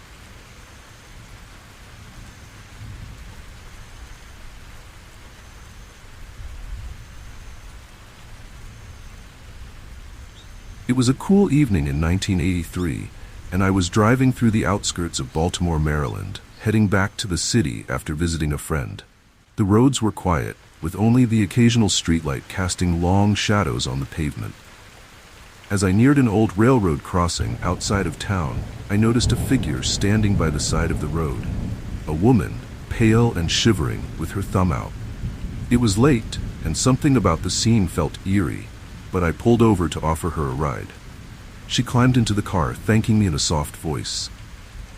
Her clothes were damp, and she looked cold, as if she had been standing outside for hours. "Where are you headed?" I asked, trying to make conversation. "Just into town," she replied quietly. There was something haunting about her voice, like it carried the weight of sadness I couldn't quite place. Still, I figured she was just a traveler in need of help, so I started driving. We drove in silence for a while, the sound of the tires on the road the only thing breaking the quiet. The woman stared out the window, her eyes distant, as if she were lost in thought. I tried to make small talk, asking where she was coming from, but she didn't answer. Her silence was chilling, and I began to feel uneasy, though I couldn't put my finger on why. The railroad tracks were just ahead, and I noticed her posture stiffen as we approached. The old tracks stretched across the road, and as we crossed over them, something strange happened. The woman let out a soft gasp, her eyes widening in fear. Before I could ask if she was all right, she vanished. One moment she was sitting beside me, and the next, the passenger seat was completely empty. My heart stopped, and I slammed on the brakes, my mind reeling. I looked around, but there was no sign of her anywhere. I jumped out of the car, my heart racing as I looked up and down the road. The night was still, with only the faint sound of the wind rustling through the trees. There was no way she could have just disappeared like that. My hands were shaking as I walked back to the railroad tracks, hoping to find some trace of her, but the area was deserted, as if she had never been there at all. The more I thought about it, the more the pieces began to fall into place. The way she had acted, her distant gaze, her sudden disappearance. It all felt otherworldly. I had heard stories about strange occurrences near the old tracks, but I had never believed them. Now, standing there in the stillness, I wasn't so sure. The chill in the air seemed to seep into my bones, and I couldn't shake the feeling that I had just encountered something beyond this world. I got back into the car, my mind racing, and drove to the nearest town. When I arrived, I stopped at a small diner, hoping to clear my head. As I sat there, still shaken from what had happened, I told the waitress about the woman I had picked up, the one who had vanished on the tracks. Her face went pale, and she leaned in closer, her voice hushed. "You're not the first to see her," she said. "A woman died on those tracks years ago, hit by a train. People say her spirit still wanders there, trying to get into town." Her words sent a chill down my spine, confirming what I had feared. The woman I had picked up wasn't alive. She was the ghost of someone who had died tragically, forever tied to those old tracks. The thought of it made my skin crawl. How many other drivers had given her a ride, only to watch her disappear before reaching her destination? For days after, I couldn't stop thinking about that night. The way she had looked at the tracks with fear in her eyes, the way she had vanished without a trace. It all felt too real to be just a story. Every time I crossed those tracks after that, I would glance in the rearview mirror, half expecting to see her sitting in the back seat, waiting for a ride she would never finish. To this day, the memory of that night haunts me. I've heard more stories since then. People claiming to have seen her by the tracks, always asking for a ride, always disappearing before reaching town. Some roads, especially the ones that cross old tracks, seem to hold the spirits of those who never made it home. It's a reminder that some journeys are never truly over, even in death.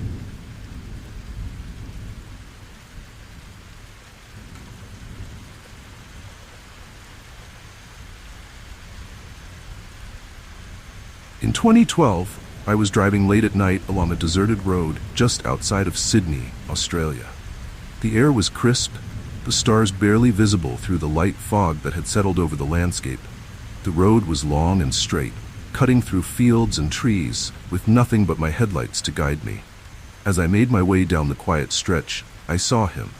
A man standing alone on the side of the road, his thumb out. His figure was still, almost eerie in the moonlight, but I couldn't just leave him out there. I pulled over, and without a word, he got into the car. He was tall, wearing a simple jacket, and his face was partially obscured by the shadows. He sat silently, staring out the window, his hands resting in his lap. "Where are you headed?" I asked, trying to make conversation, but he didn't respond. He just pointed straight ahead, indicating that I should keep driving. There was something haunting about his silence, but I chalked it up to him being tired or lost. The road ahead was long and empty, and the silence in the car was thick, making the atmosphere feel heavier with every passing minute. I tried again to engage him, asking if he was okay, but he didn't say a word. His stillness was unnerving, and I began to feel uneasy. Something about his presence felt chilling, as if he wasn't really there, though I could see him clearly in my peripheral vision. We drove for what felt like hours, though it couldn't have been more than 20 minutes. The road twisted and turned through the countryside, the fog growing thicker as we went. The man didn't move or speak, and the longer we drove, the more uncomfortable I became. I kept glancing at him, hoping he would give some sign that he was just a regular traveler, but he remained frozen in place, staring out into the foggy night. Suddenly, he pointed to a field up ahead, his finger barely lifting from his lap. It was a large, empty field, illuminated only by the pale light of the moon. "Here?" I asked, my voice breaking the silence that had become suffocating. He nodded slowly, and I pulled over to the side of the road, my hands shaking slightly as I gripped the steering wheel. I waited for him to get out, but he just sat there, still and silent. After a moment, I turned to him, about to ask if this was really his stop. But when I looked at the passenger seat, it was empty. He was gone. My heart pounded in my chest as I stared at the empty seat, trying to make sense of what had just happened. The door hadn't opened, and there hadn't been a sound, nothing to indicate that he had left the car. It was as if he had simply vanished into thin air. I stepped out of the car, the cold night air hitting me as I stood there, staring at the empty field. The fog clung to the ground, swirling in the pale light, but there was no sign of the man anywhere. My mind raced, trying to process what had just happened. I called out into the night, but the only response was the distant rustle of the wind through the grass. The silence was haunting, and I knew deep down that I had just experienced something beyond explanation. Shaken, I got back into the car, locking the doors behind me. My hands trembled as I gripped the steering wheel, the cold air inside the car biting at my skin. I started the engine and drove away as quickly as I could, my heart still racing. The road ahead seemed longer than before, and the fog grew thicker, as if the world was closing in around me. The memory of the man's silent presence weighed heavily on my mind. When I finally reached a nearby town, I stopped at a gas station to collect myself. I told the attendant what had happened, hoping for some kind of explanation. His face grew pale, and he glanced nervously at the road. "That field you stopped at?" he said slowly. "There's been a lot of accidents there over the years. They say people see things, hitchhikers who aren't really there." The chilling realization hit me all at once. The man I had picked up wasn't just a lost traveler. He was something else, something tied to that empty field.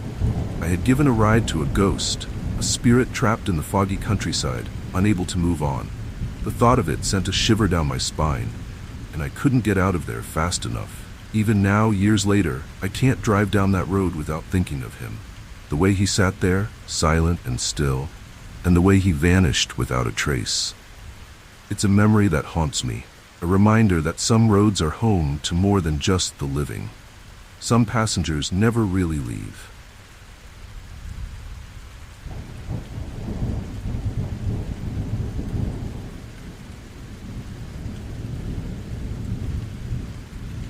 In 1979, I was driving through Miami late at night. The streets were mostly deserted, the humid air hanging thick around me as I navigated the dark, palm-lined roads. It had been a long day, and I was eager to get home when I spotted someone standing by the side of the road. A man, dressed in a plain shirt and jeans, his thumb out.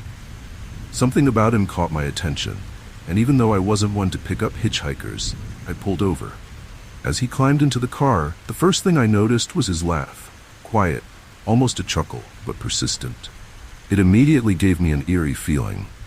He thanked me for stopping, still laughing under his breath, as if he found something amusing about the situation. "Where to?"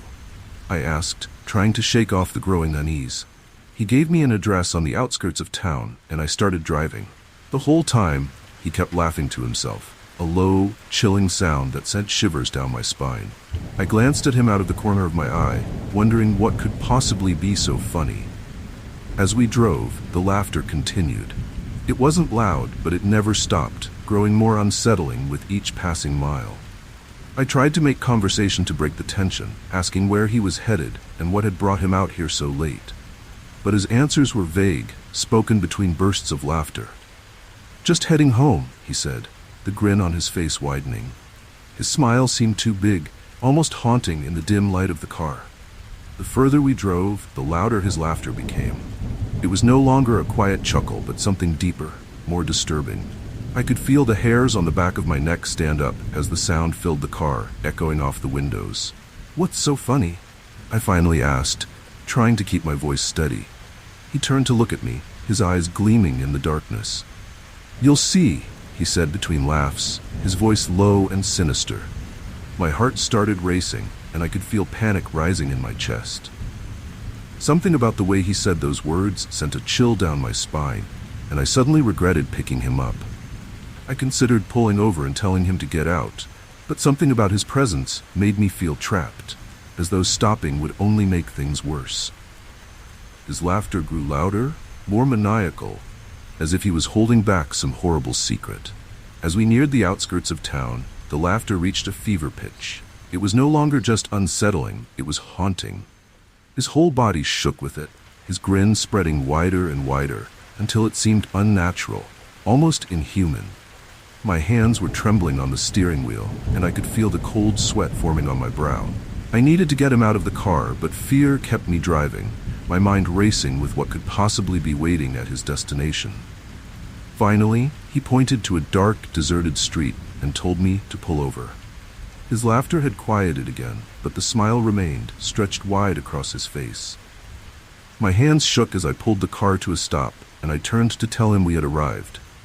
But before I could say anything, he leaned in close, his smile even wider than before, and whispered, "You'll see it soon enough."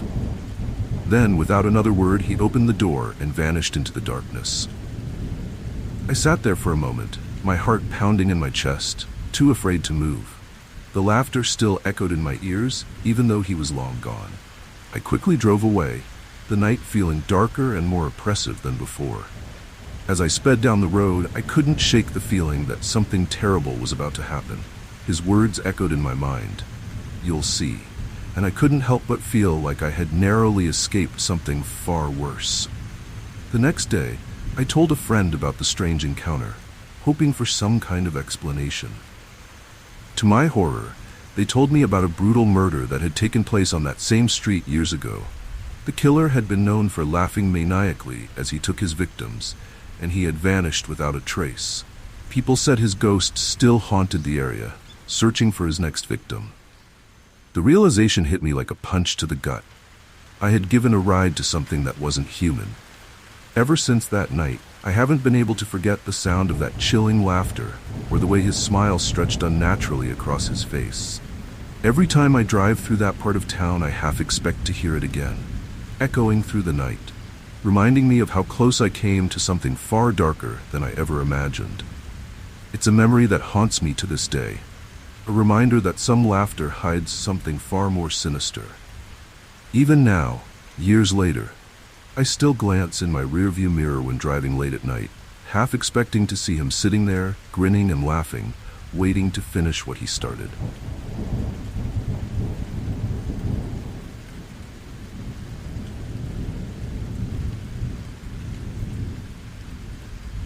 As we neared the outskirts of town, the laughter reached a fever pitch. It was no longer just unsettling, it was haunting. His whole body shook with it, his grin spreading wider and wider until it seemed unnatural, almost inhuman. My hands were trembling on the steering wheel, and I could feel the cold sweat forming on my brow. I needed to get him out of the car, but fear kept me driving, my mind racing with what could possibly be waiting at his destination. Finally, he pointed to a dark, deserted street and told me to pull over. His laughter had quieted again, but the smile remained, stretched wide across his face. My hands shook as I pulled the car to a stop, and I turned to tell him we had arrived. But before I could say anything, he leaned in close, his smile even wider than before, and whispered, "You'll see it soon enough." Then, without another word, he opened the door and vanished into the darkness. I sat there for a moment, my heart pounding in my chest, too afraid to move. The laughter still echoed in my ears, even though he was long gone.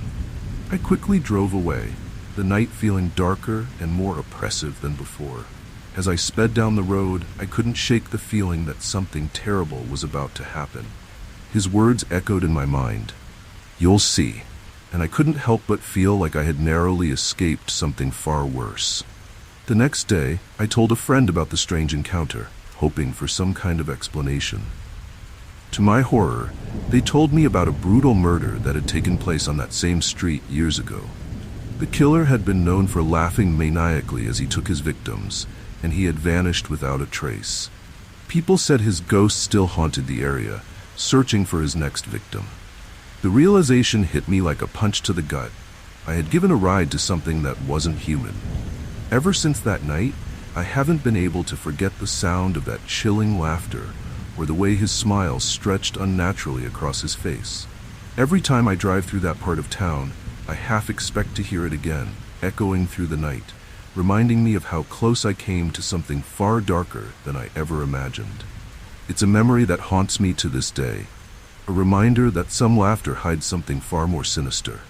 Even now, years later, I still glance in my rearview mirror when driving late at night, half expecting to see him sitting there, grinning and laughing, waiting to finish what he started. We finally reached her destination, a small house tucked away on a quiet, tree-lined street.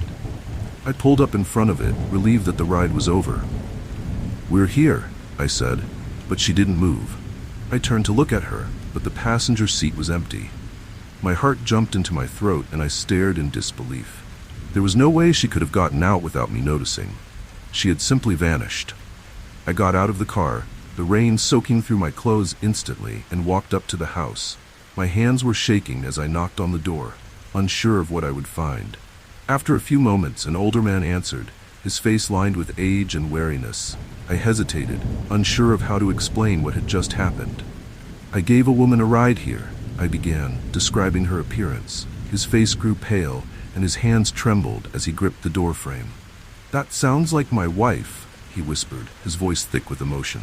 "But she died years ago in a car accident. It was a night just like this one, and she never made it home." His words sent a chill down my spine, and I could feel the blood drain from my face. I had just given a ride to someone who wasn't alive, a ghost still trying to make her way home after all these years. The realization hit me like a wave, and I apologized quickly before getting back into the car. The rain continued to pour down as I drove away, but the air in the car felt even heavier now, weighed down by the knowledge of what had just happened. I couldn't shake the image of her sitting beside me, silent and drenched, or the fact that she had vanished without a trace. Even now, every time it rains, I think of her, how she stood by the side of the road, drenched and alone, still trying to make it home on a night she never survived. It's a memory that haunts me, a reminder that some souls never find rest, forever bound to the places they left behind. Some roads, especially those soaked in rain, seem to hold the ghosts of the past, still searching for a way back.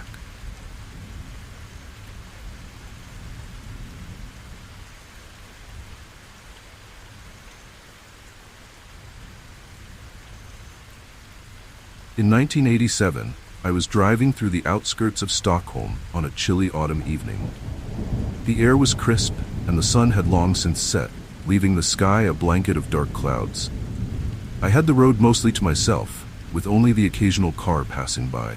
The silence of the night was calming, and the quiet hum of the engine was the only sound as I drove through the rural area.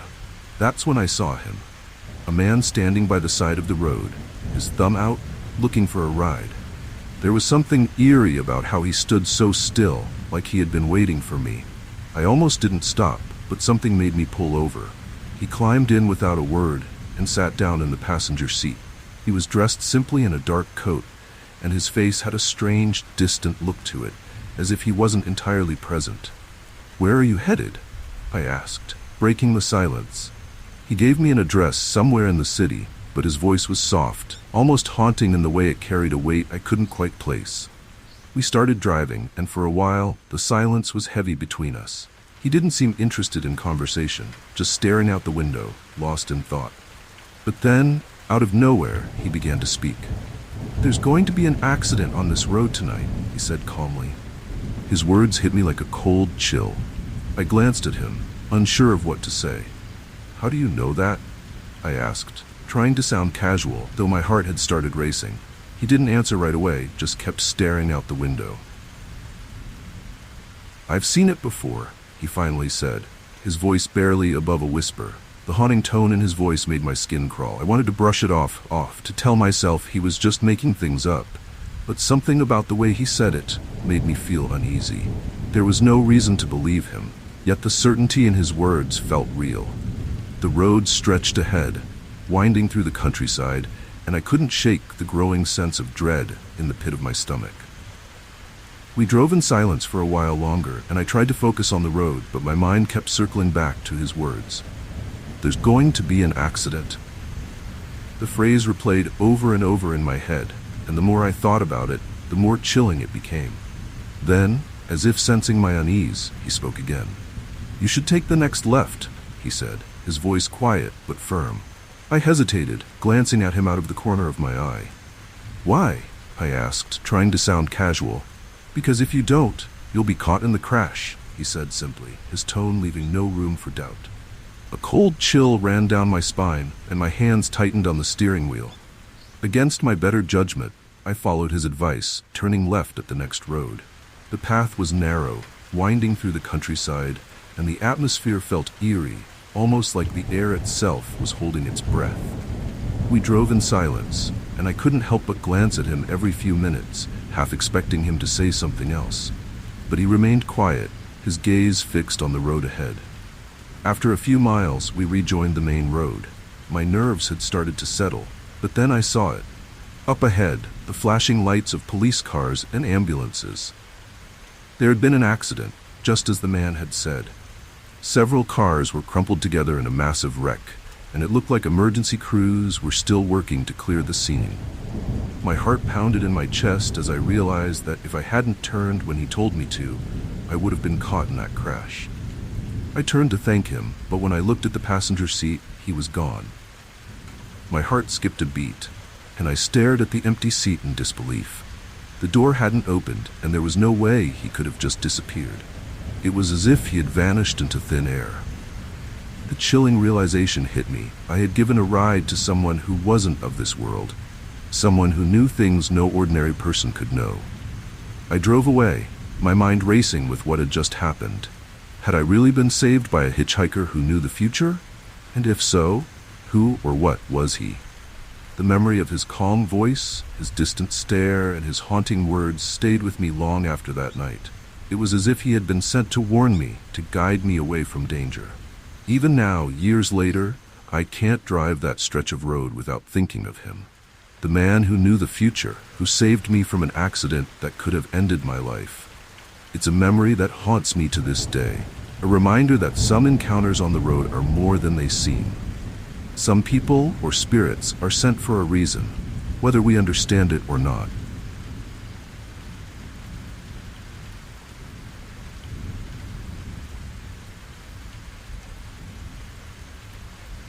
In 1992, I was driving late at night through the Nevada desert on my way to Las Vegas. The highway stretched out in front of me, an endless ribbon of asphalt cutting through the barren landscape. The desert at night felt eerie, vast and empty, with no signs of life for miles. The only light came from the moon, casting a pale glow over the sands and the occasional flicker of distant car headlights. I was about halfway through the desert when I saw him. A small boy, walking alone on the side of the highway under the moonlit sky. I slowed down, my heart racing.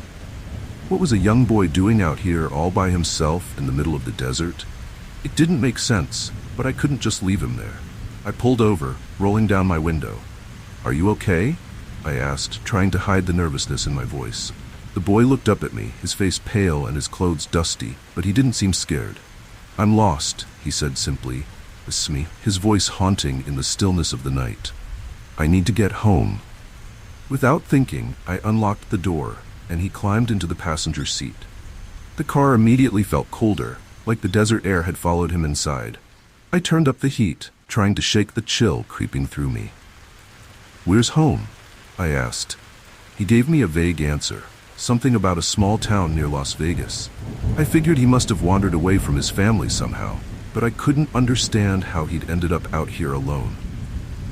As we drove down the dark highway, the boy sat quietly, staring straight ahead. His silence was eerie, and every now and then I glanced over at him, hoping he would say something to explain how he'd gotten lost. But he didn't. He just stared out the windshield, his small hands resting in his lap. The only sound was the hum of the car engine and the wind howling outside. I asked him a few questions, trying to learn more, but his answers were always short and vague, leaving me with more questions than before. We were about 30 minutes from Las Vegas when the boy finally spoke again. "I've been lost for a long time," he said quietly, his voice filled with a sadness that didn't seem to belong to someone so young. His words sent a chill down my spine. There was something off about the way he said it, like he wasn't just talking about getting lost that night. It felt deeper, more haunting. I glanced over at him, but his expression didn't change. He just kept staring out the window. The desert stretched on in all directions, the highway disappearing into the distance.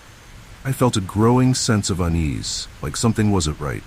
I couldn't put my finger on it, but the boy's presence in the car felt chilling, unnatural. As we neared the outskirts of Las Vegas, I asked him again where his family lived, hoping for a clearer answer this time. But instead of answering, he simply pointed toward the desert, away from the city. "Out there," he whispered. I hesitated, unsure of what to do. There was nothing out there, just miles of empty desert. "Are you sure?" I asked, but he didn't respond. He just kept staring, his finger pointing into the darkness. My hands tightened on the steering wheel, and for a moment I considered turning around and heading back the way we'd come. But something stopped me. I pulled over to the side of the road, turning to ask him if he was sure about his destination. But when I looked over, the passenger seat was empty. The boy was gone. My heart raced as I stared at the empty seat, my mind struggling to process what had just happened. There was no way he could have opened the door without me hearing it, and yet he had vanished without a trace. The haunting realization hit me. I had just given a ride to someone who wasn't really there. I got out of the car, scanning the desert around me, but there was no sign of him. The highway was deserted, and the moonlit landscape stretched out endlessly, silent and empty. My hands shook as I climbed back into the car, locking the doors behind me. The memory of the boy's quiet voice echoed in my mind. I'd been lost for a long time. I couldn't shake the feeling that he had been searching for something, or someone, for much longer than I could comprehend. When I finally reached Las Vegas, I stopped at a diner to collect myself. I told the waitress about what had happened, hoping for some kind of explanation. Her face grew pale, and she glanced nervously at the highway. "There's a story," she said quietly. "Years ago, a boy disappeared in the desert. They never found him. People say they've seen him wandering the highway, still trying to find his way home." Her words sent a final chill through me, confirming what I had feared. The boy I had picked up wasn't alive. He was the ghost of a child lost in the desert, forever searching for a way back home. Every time I drive that stretch of highway now, I can't help but look for him, wondering if he's still out there, walking along the road, waiting for someone to take him home. Even now, the memory of that night haunts me. It's a reminder that some souls never find peace, forever lost on the roads they once traveled.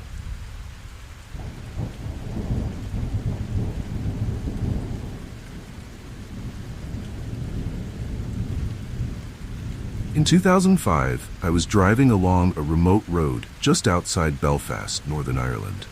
The evening was cold and the mist rolled in from the hills, making it difficult to see more than a few feet ahead. The narrow, winding road seemed to go on forever, cutting through the dark countryside. The fog made everything eerie, as if the landscape itself was holding its breath. That's when I saw her, a woman standing on the side of the road, her head bowed and her thumb out, asking for a ride. I slowed down, something about her posture tugging at my heart. She looked fragile, like she'd been standing in the cold for hours. Against my better judgment, I pulled over and opened the door. She climbed in without a word, her movements slow and deliberate. I could barely see her face in the dim light, but something about her seemed off. "Where are you headed?" I asked, trying to break the silence. She whispered an address, barely audible, her voice hauntingly soft. As we drove, the fog grew thicker, wrapping the car in a blanket of white.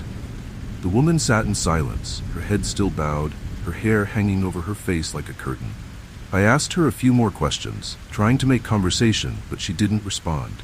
She just sat there, her hands trembling slightly in her lap. Something about her silence felt chilling, like there was a reason she wasn't speaking, and my unease grew with every passing mile.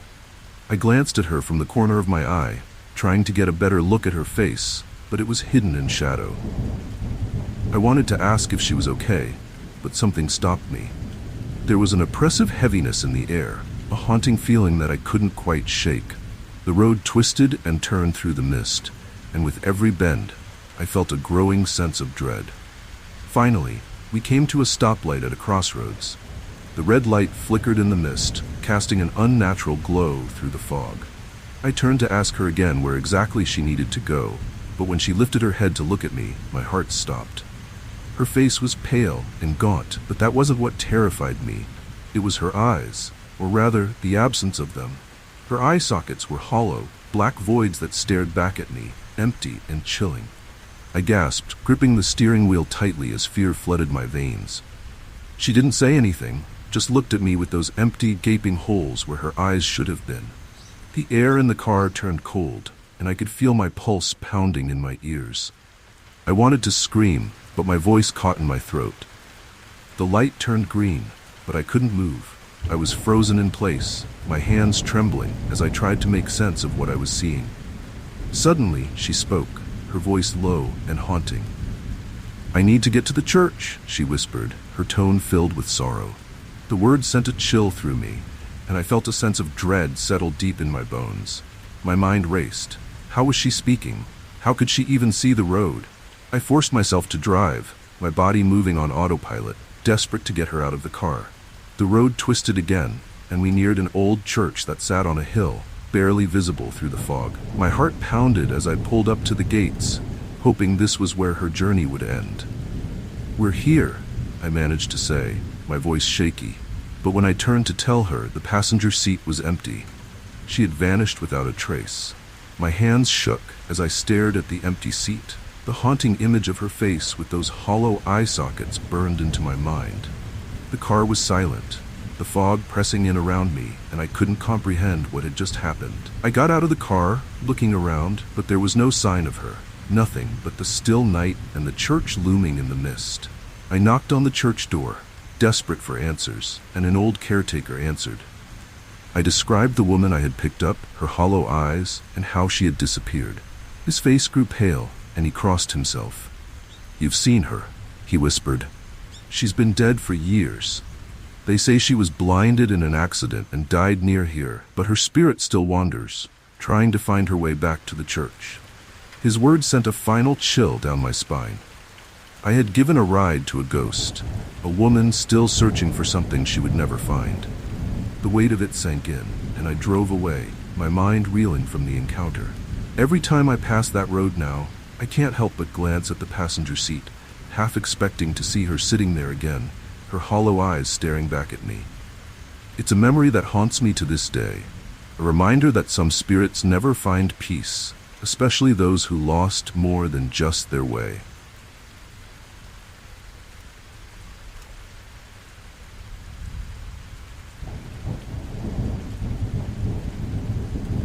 It was the summer of 1999, and I was driving through the desert near Phoenix, Arizona.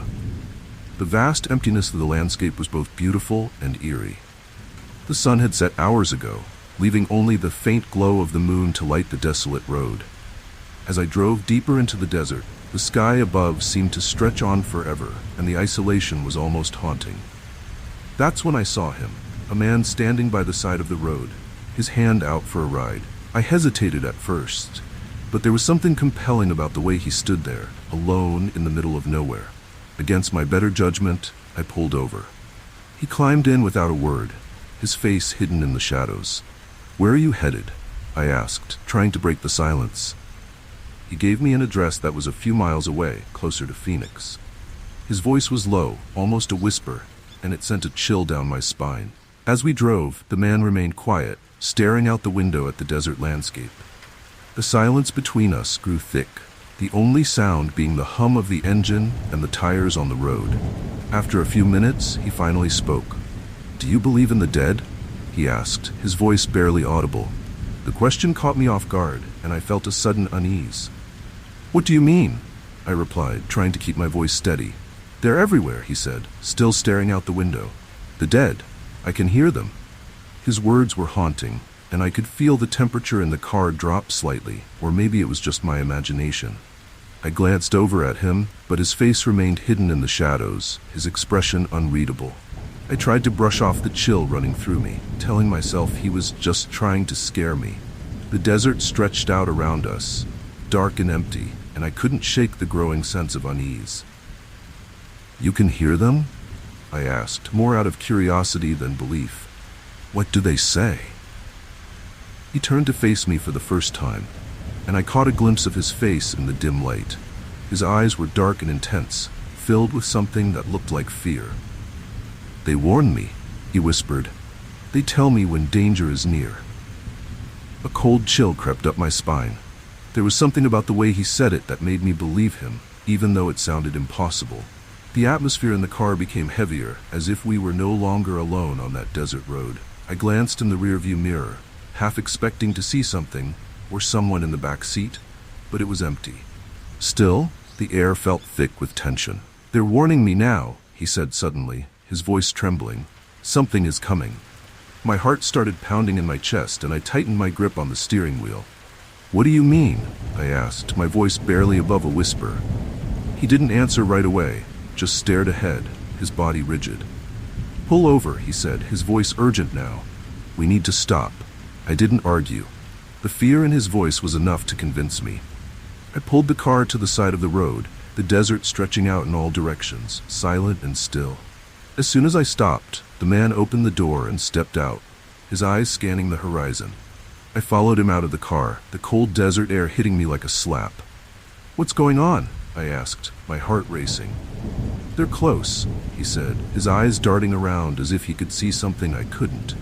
I stood there, feeling utterly helpless, watching him as he turned in slow circles, listening to something only he could hear.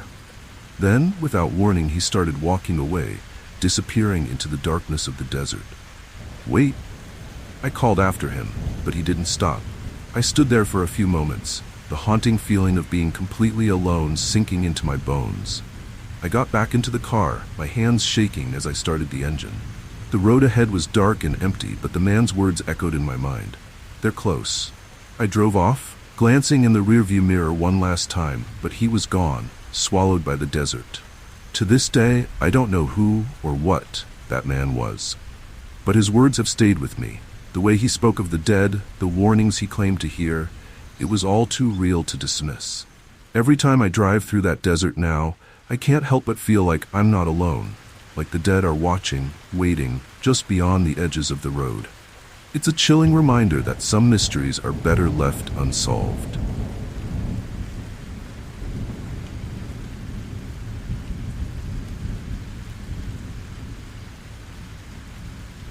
In 1990, I was driving along a quiet road near Lake Zurich, Switzerland.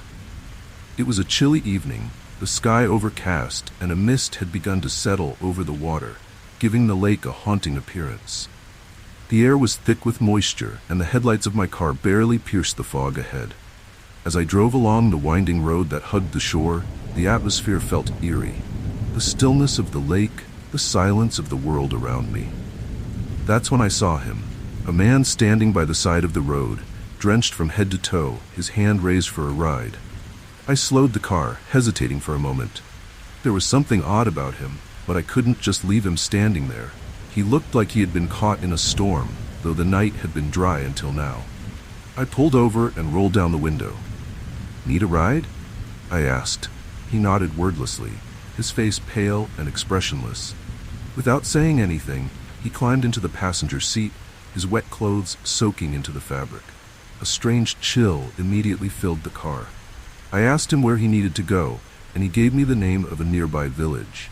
His voice was soft and hollow, like he was speaking from far away. There was something haunting about the way he spoke, slow, measured, as though he was thinking of something distant. I tried to make small talk, asking if he had been out at the lake, but he didn't respond. Instead, he stared out the window, his gaze fixed on the dark, misty water. As we drove along the winding road, the fog grew thicker, wrapping around the car like a heavy blanket.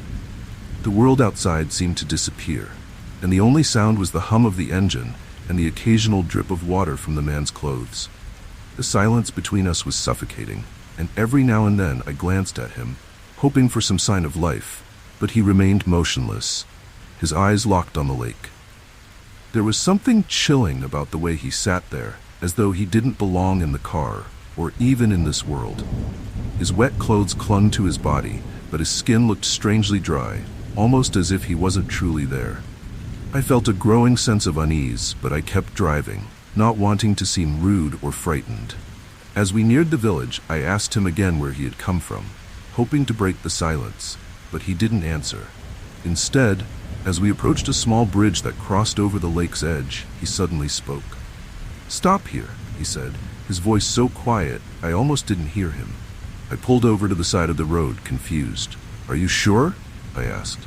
"It's still a few miles to the village." He didn't respond, only turned to look at me for the first time since getting in the car. His eyes were dark, and there was a deep sadness in them, a haunting emptiness that sent a chill down my spine. Without another word, he opened the door and stepped out of the car. I watched as he walked toward the lake, disappearing into the thick fog. My heart pounded in my chest, and for a moment, I considered following him. But something told me to stay where I was. I waited for a few minutes, hoping he would return, but he never did. The fog was so dense that I could barely see the water's edge, but I knew he was gone. Feeling unsettled, I drove to the village and stopped at a small cafe, hoping to clear my head. I told the owner about the man I had picked up, describing his appearance and how he had vanished near the lake. The owner's face grew pale, and he exchanged a nervous glance with another patron. "You must be mistaken," he said quietly. "That man, he drowned in the lake years ago.